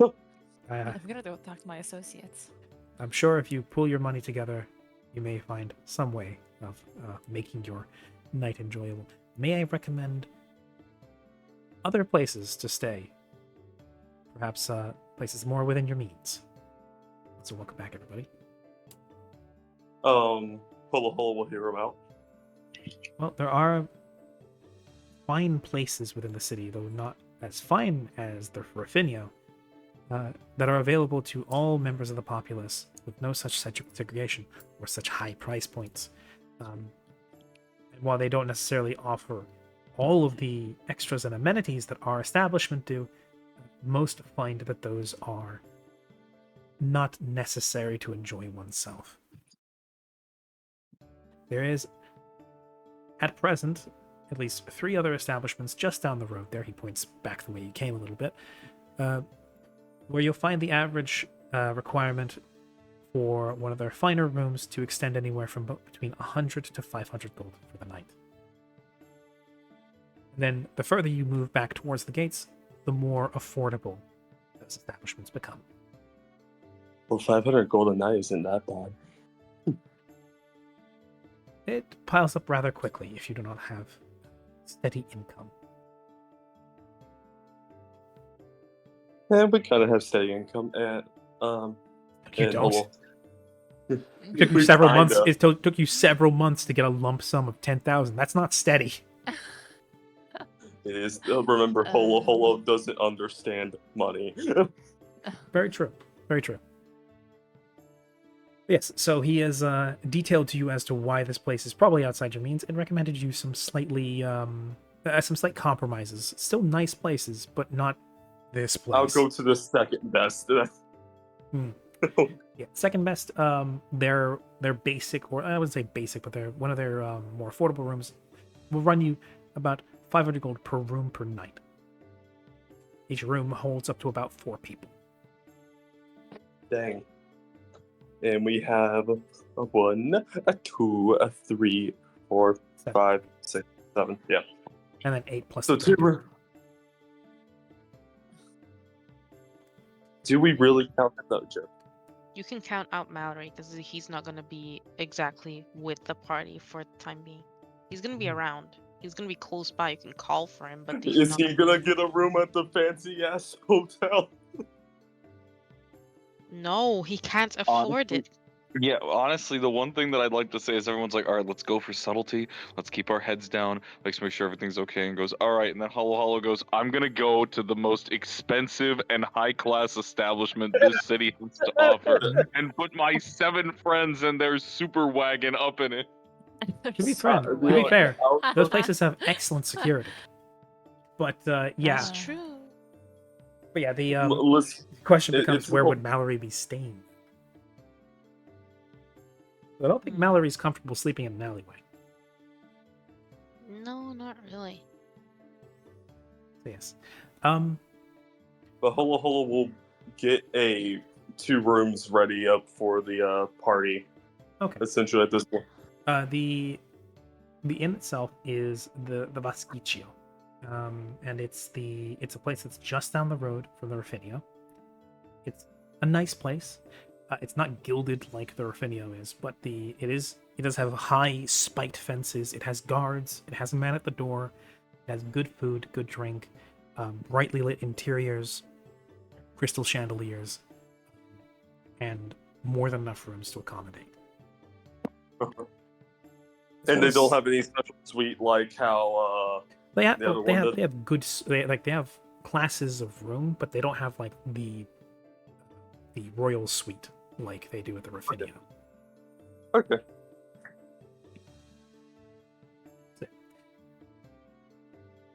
Experience luxury for the night is 1,000 gold for the whole party. Yes. I will put down for 2 nights. For 2 nights, so 2,000 gold in total. All right. While he's busy getting that So all I sorted, can do- because that's not a small amount of money, and you have to sit down and talk to the proprietor of the inn for a little bit to get that all sorted out. You're gonna be busy for a little bit. What's the rest of the party doing? Are you guys going to go seek an audience with the king, or are you gonna be messing around town for a bit? Looks at Vark. Oh, I actually had a quick question about the trip. How long was the trip? In total? Like from Yeah, not like from when we got off the boat to now. How long have we been gone? And also, Chico, have you made that belt yet? Have you made that belt of giant strength yet? Would it be done by now? What is? It's been about let's a week. see. It's been 4 days on boat. took 1 day for us to get to the town, another day to get. So yeah, it should be about ready. Let's go. Well, no, because you also it- made those uh, headbands. Remember? Yeah, no, that doesn't count. That doesn't count for the headbands. Yeah, no, He I know said- the headbands aren't done No, yet. I no, was just no, asking no. I about think my... no. I think I need 2 more days. I think you said it was 8 days, right? There's 8 days in total for the belt. Yes. Yeah, so sorry, 2 more we- days. we- Two yeah, we- more days. Well, we've been out for 7 days, so it would only be 1 more day. But I guess that means of work. So yeah, that's true. All good. Well, I'm gonna seek an audience with the king. The others do not have to come with me if they don't want to. But I will I'm say probably I do.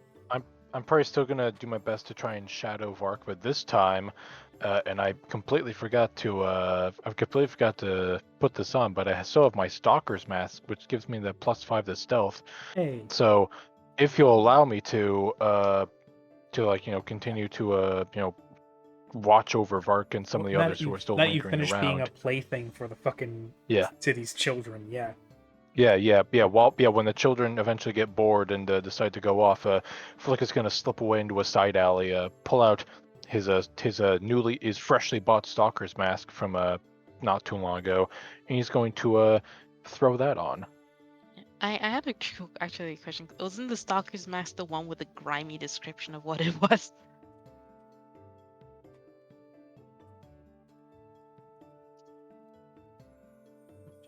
It's the one. Yeah, it's the one where you can disguise yourself to look like a. The mask saturates the wearer's color, making him appear shadowy and granting preserved sections harvested from several different human faces cover this mask. See, I knew it. It was the grimy one. It's technically the origins of the item. Like if we don't change the flavor text of the item, this is unarguably like an evil item because it's made of like faces. Flick just has a mask made of several other people's Of human skin. No. But I'll say the Stalker's mask instead it resembles a sort of like bandana you would tie around your mouth to obscure your face, with a sort of swirling dark pattern of gray on black. Then, sort of, when you tie it around your face, that swirling gray pattern on the black kind of tendrils out off the mask, sort of then moving to cloak your body and make it almost, what do you call it, gray and desaturated. So yes. Now says once per day as a full round action, the wearer can cause the mask features to take on the appearance of any creature the wearer's basic size and shape within 60 feet that he observes. You can steal a face. Probably like fitting. Yeah. Oh god, it's the face stealer from Avatar: The Last Airbender. I could become the face stealer. except less of an eldritch abomination. So,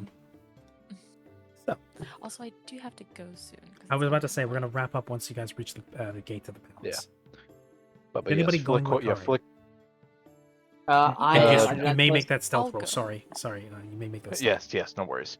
It does have. I do get a +5 to it, so let's see. Oh wow, 26 total. Wow. Okay. So, who is going with Karya?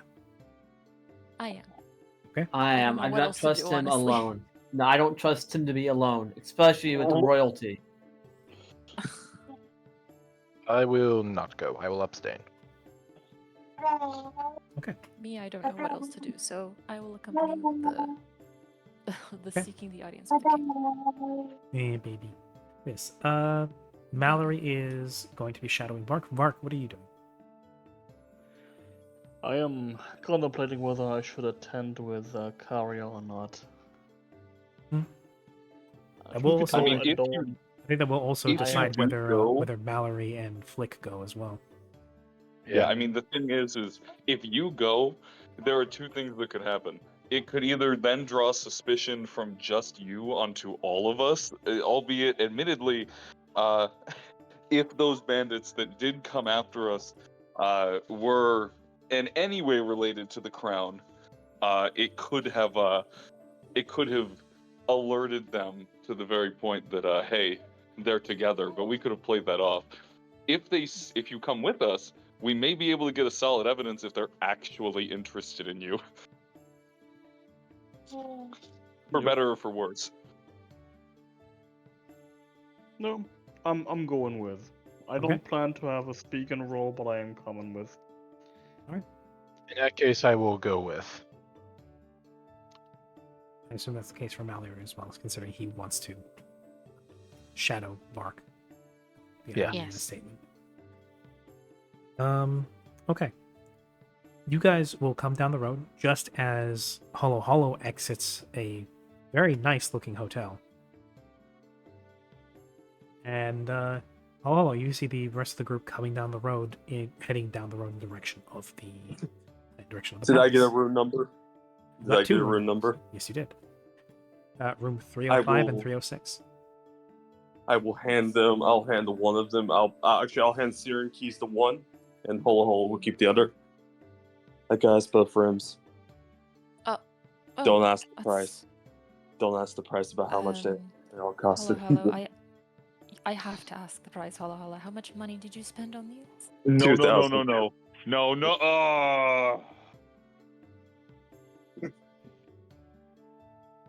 Fire just kind of looks up and goes, I could eat for days off that. Yes, I'm aware. Even if I literally ate the gold. Hello, hello. We don't know how much time we're going to spend in the city. 2 days. I- It's 2 days. Oh, are we? Do we know that it's 2 days? Yep. You know he's no, you, no, hold. you know he's no. booked you 2 days, but Yeah, Yeah, booked- it's booked as 2 days. We don't know if we're gonna stay in the city for 2 days because what could have ended up happening is that we get the room and then immediately we're like, all right, it's time to go to Vark's to Lydia's ancestral home and her tower. We'll It be says- back in 3 days. yeah, the ancestral home Hold on. is way to the south. The tower is off. It'll be two very different directions when you end up doing that. But that's issues for later. Okay, I just did a quick calculation of that. With the key in her hand, Siren looks to Hollow Hollow, looks at her coin pouch, looks to Hollow Hollow, looks at the camera, looks at Hollow Hollow, says, "All right. So Hold here's on. what's going to happen. After I accompany Karya and Chaiko to, Aiko. Who's Chaiko? Aiko. Who's that? Who's that? For an audience with the king, possibly. I don't know how that's going to go, but regardless, after we attempt that, I'm going to return to you. You are going to accompany me to the place that you bought these keys at. We're going to ask for a refund since we haven't stayed there yet. I'm hoping they will give us a refund, and we're going to find a place that is cheaper. 2,000 split amongst 7 people for 2 days is. It's okay. I'm just I here. mean, it's doable, but it's a bit much for 2 days, given how we don't know how long we're going to spend. We could find suitable, good, normal rooms for much cheaper. No, All right. no. Well, then I'm going by myself. Then I can handle it. But regardless, right now we need to focus The on the task rooms at are hand. the rooms are in my name. Well, listen here. You're coming with me whether you like it or not. Understand? Holo Holo disappears into the background just as you say that. I pull his ear.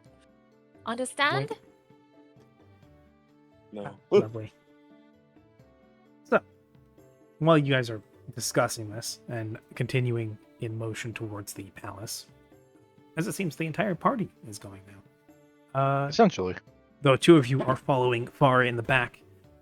You guys eventually find yourself coming to the palace. The palace itself is an odd duck in that it's obviously large, but there's sections of it that you can see that have been not cordoned off, but separated in ways like where some walls are erected, and you see where the central palace, there's people coming in and out of it. There's a central palace, which there's guards and everything that's overall fairly quiet. But to the sides, the left and the right side, there's towers and parapets and stuff where people are coming in and out. And one side, you see quite a few people in robes and in caps and other such. And the other side, A few people in more down-to-earth attire, the odd bit of armor here and there, where there's a lot more traffic going on there. Central Palace, though, probably your best bet as you approach. One guard in semi-heavy armor approaches and says, "Good day, citizens. Can I ask your purpose for being here?" I wish to seek an audience with the king of this land. See, normally we don't get people coming around this late to come to speak to the king, but well, as he steps away, halberd kind of nestled into underneath one armpit. He's gone for 2-3 minutes. Then he comes back out. No halberd this time. Opening the door to the front of the palace and saying, "All right, come on in." Well, I wasn't expecting it to go this far, this good. That was quick. No. Follow, you are welcome to stay behind. I had intentions of speaking to the man regardless. No, I just, I didn't know. I didn't live in a place that had a king, as far as I know. I never met the person, so I just thought that it would be more difficult and bureaucratic. Well, from my understanding, it is. But apparently these people are an outlier, which is specifically why I wish to speak with them. I see. Yeah. You guys step right in. The Prince's secretary will be there to greet you, and he'll ask you a couple questions before then ushering you guys on in if things are all set and satisfactory. And so you do. You step into the palace, led by the guard. Before then, what looks to be a young man with short black hair and what looks to be a ledger of some sort stuck under his armpit greets you all and says, "Good evening to all of you. I understand you're all here to speak to the King of Lorbus." That is my intention, yes. All right. In that case, I just need to ask you a couple questions. It's nothing too over the top. What's your purpose here within the land of Lorbus? We are en route to the society. Society Quadratica. Right. Yes. Valuable contributors. What purpose do you have to speak to the king? I simply have, well, I'll look back to the others.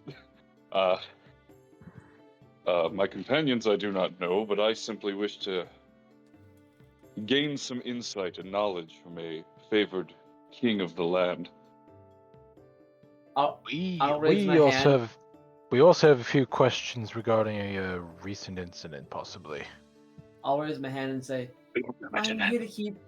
I'll raise my hand, place it on Karya's shoulder, and go, I'm here to keep this one in check. Do not mind me. See, never mind. I am here for the same reason. He's rather tall and requires 2 people. Yes, I as well. Yeah, he actually kind of 3 chuckles at people. that. And then says, "Good, okay."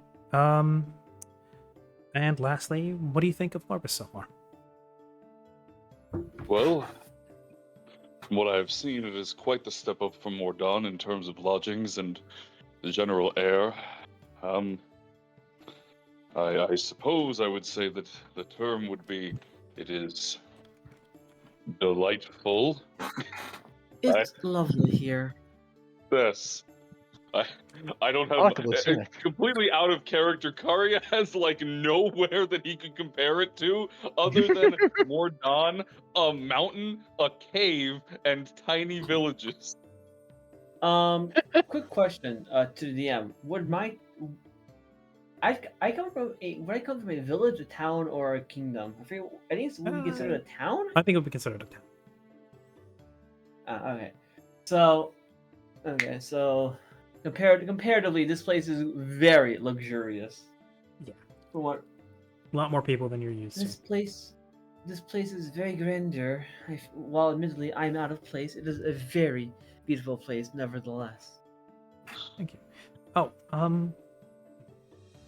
complaints, I would ask if there was something about the country that you would see improved. What would it be?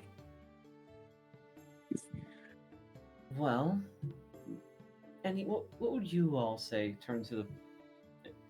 Let's see what my friends have to say. What do you have to say here, friends? I don't think we've been here long enough to determine that. So for Yes. me, I'm not sure. That's a fair assessment. Yes, that is partially the reason why we're here. Okay, that is a fair assessment. If I had to say something, maybe. Fuck. What was I about to say? Hold on. No, never mind. I guess my friend's right too. We haven't been here too long. I was gonna say something, but truthfully, I really have no right to say something, especially as No. someone new. Please, if you have any sort of criticism, please. This is specifically why we asked this question. Yeesh. Well, it's one of the. I'll turn to Flick. I guess I'll ask this out of character real quick. You wanted to talk to King about the lovely fake guards, right? Probably not. No. I actually thought we Oh. were actively avoiding that topic, yeah. Well, Yeah. Yeah. Okay. I mean, wouldn't it also make sense to be like, hey, King, are you aware that there are people pretending to be your own guards? You should look out for that. Even if it has nothing to do, we don't mention That guard, is we don't mention exactly the why key. I'm here. Yes. Yeah. So yeah, Vark is with us. Yeah, the thing is that Vark is with us. So Yeah. Mhm. Okay. So. Hey, we're here to report this. We're here to report this criminal that's right here. No, I'm kidding. Yeah. So I guess I'll say it's a little too easy to get lost.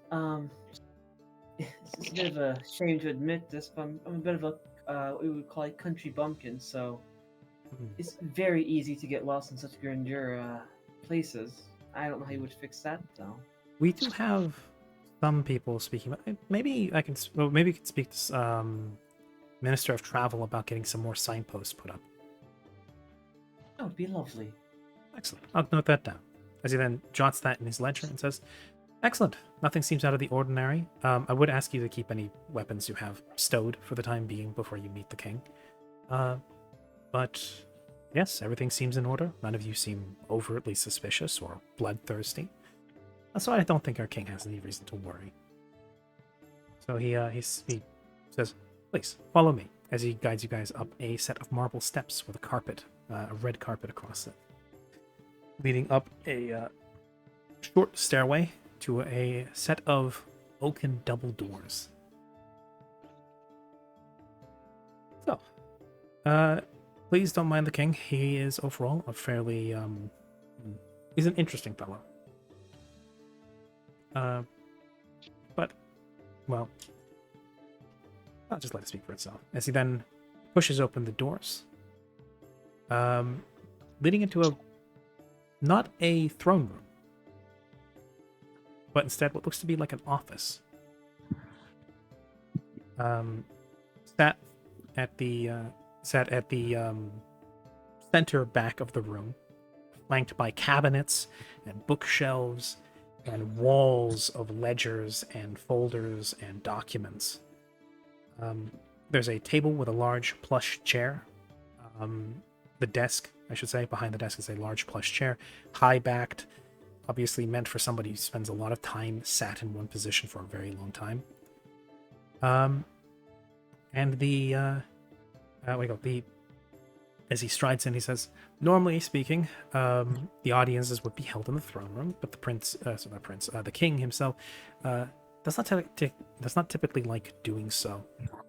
And besides which, it is quite late, and he would prefer to take you guys immediately, and in a less formal setting. As he enters in, you do see that the desk is empty. Please shut the door as you all enter." Yes. I shut the door. Okay.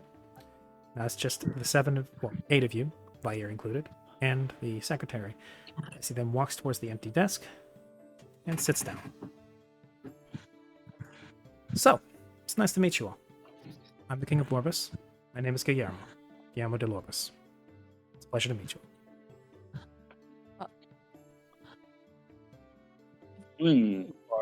Varglord You're the king. in the bow. You see a slight smirk on his face, as that's where we're going to end the session. Oh, good. Oh, Oh oh. shit! I want to talk to royalty. You'll get the opportunity next session. If you genuinely want change, people are usually gonna mince their words and be a little more formal when it comes to someone who's working for the person you want. Or rather, when it comes to working for someone and the person you want to talk to, you'll be a little less Mhm. hesitant. So it's not a That is bad idea. precisely why he does that. He wants honest criticism, and the best way to do that, besides going out and taking surveys in the street, is just to greet people at the door. Also, people don't tend to suspect the young man of anything. They very much when they see that man as the secretary, they're like, oh yeah, that makes sense. He's young. He's probably not of any great station. Yes, so he uses that to his advantage. And thank you for the self-care, Grim. So yes, you have all met Guillermo de Lorbus, young king of the country of Lorbus. Wow. Love him. Yes. Interesting. I want to talk to royalty. You will get the chance next session. Anyway, thank you all very much. Thank you for coming. Thank you for watching. And thank you for playing. I will see you all tomorrow for... Oh, God. I hope I'm not as sick as I was last week tomorrow. But yes, I'll Let us see you hope, for yes. Genesis. Oh, boy. Yes. Yeah. Things are getting tense there. Yes, they Still are. need to Very still need excited. to upload that session, damn it. Indeed, as I look outside my window at the weather. Oh, boy. Oh, right. Yeah. Oh yes. Oh Yeah, it's supposed to no. hit in a few Well, hours, isn't it? thankfully, Yeah, apparently Thankfully- 1,000 people already are out of power. Yeesh. Oh. Oh dear. Get safe. Be I'm careful. going to head and wrap it up here. Right. Okay. Yeah, I'm going to go ahead and usher us out now. You guys take care. There's the music. All right.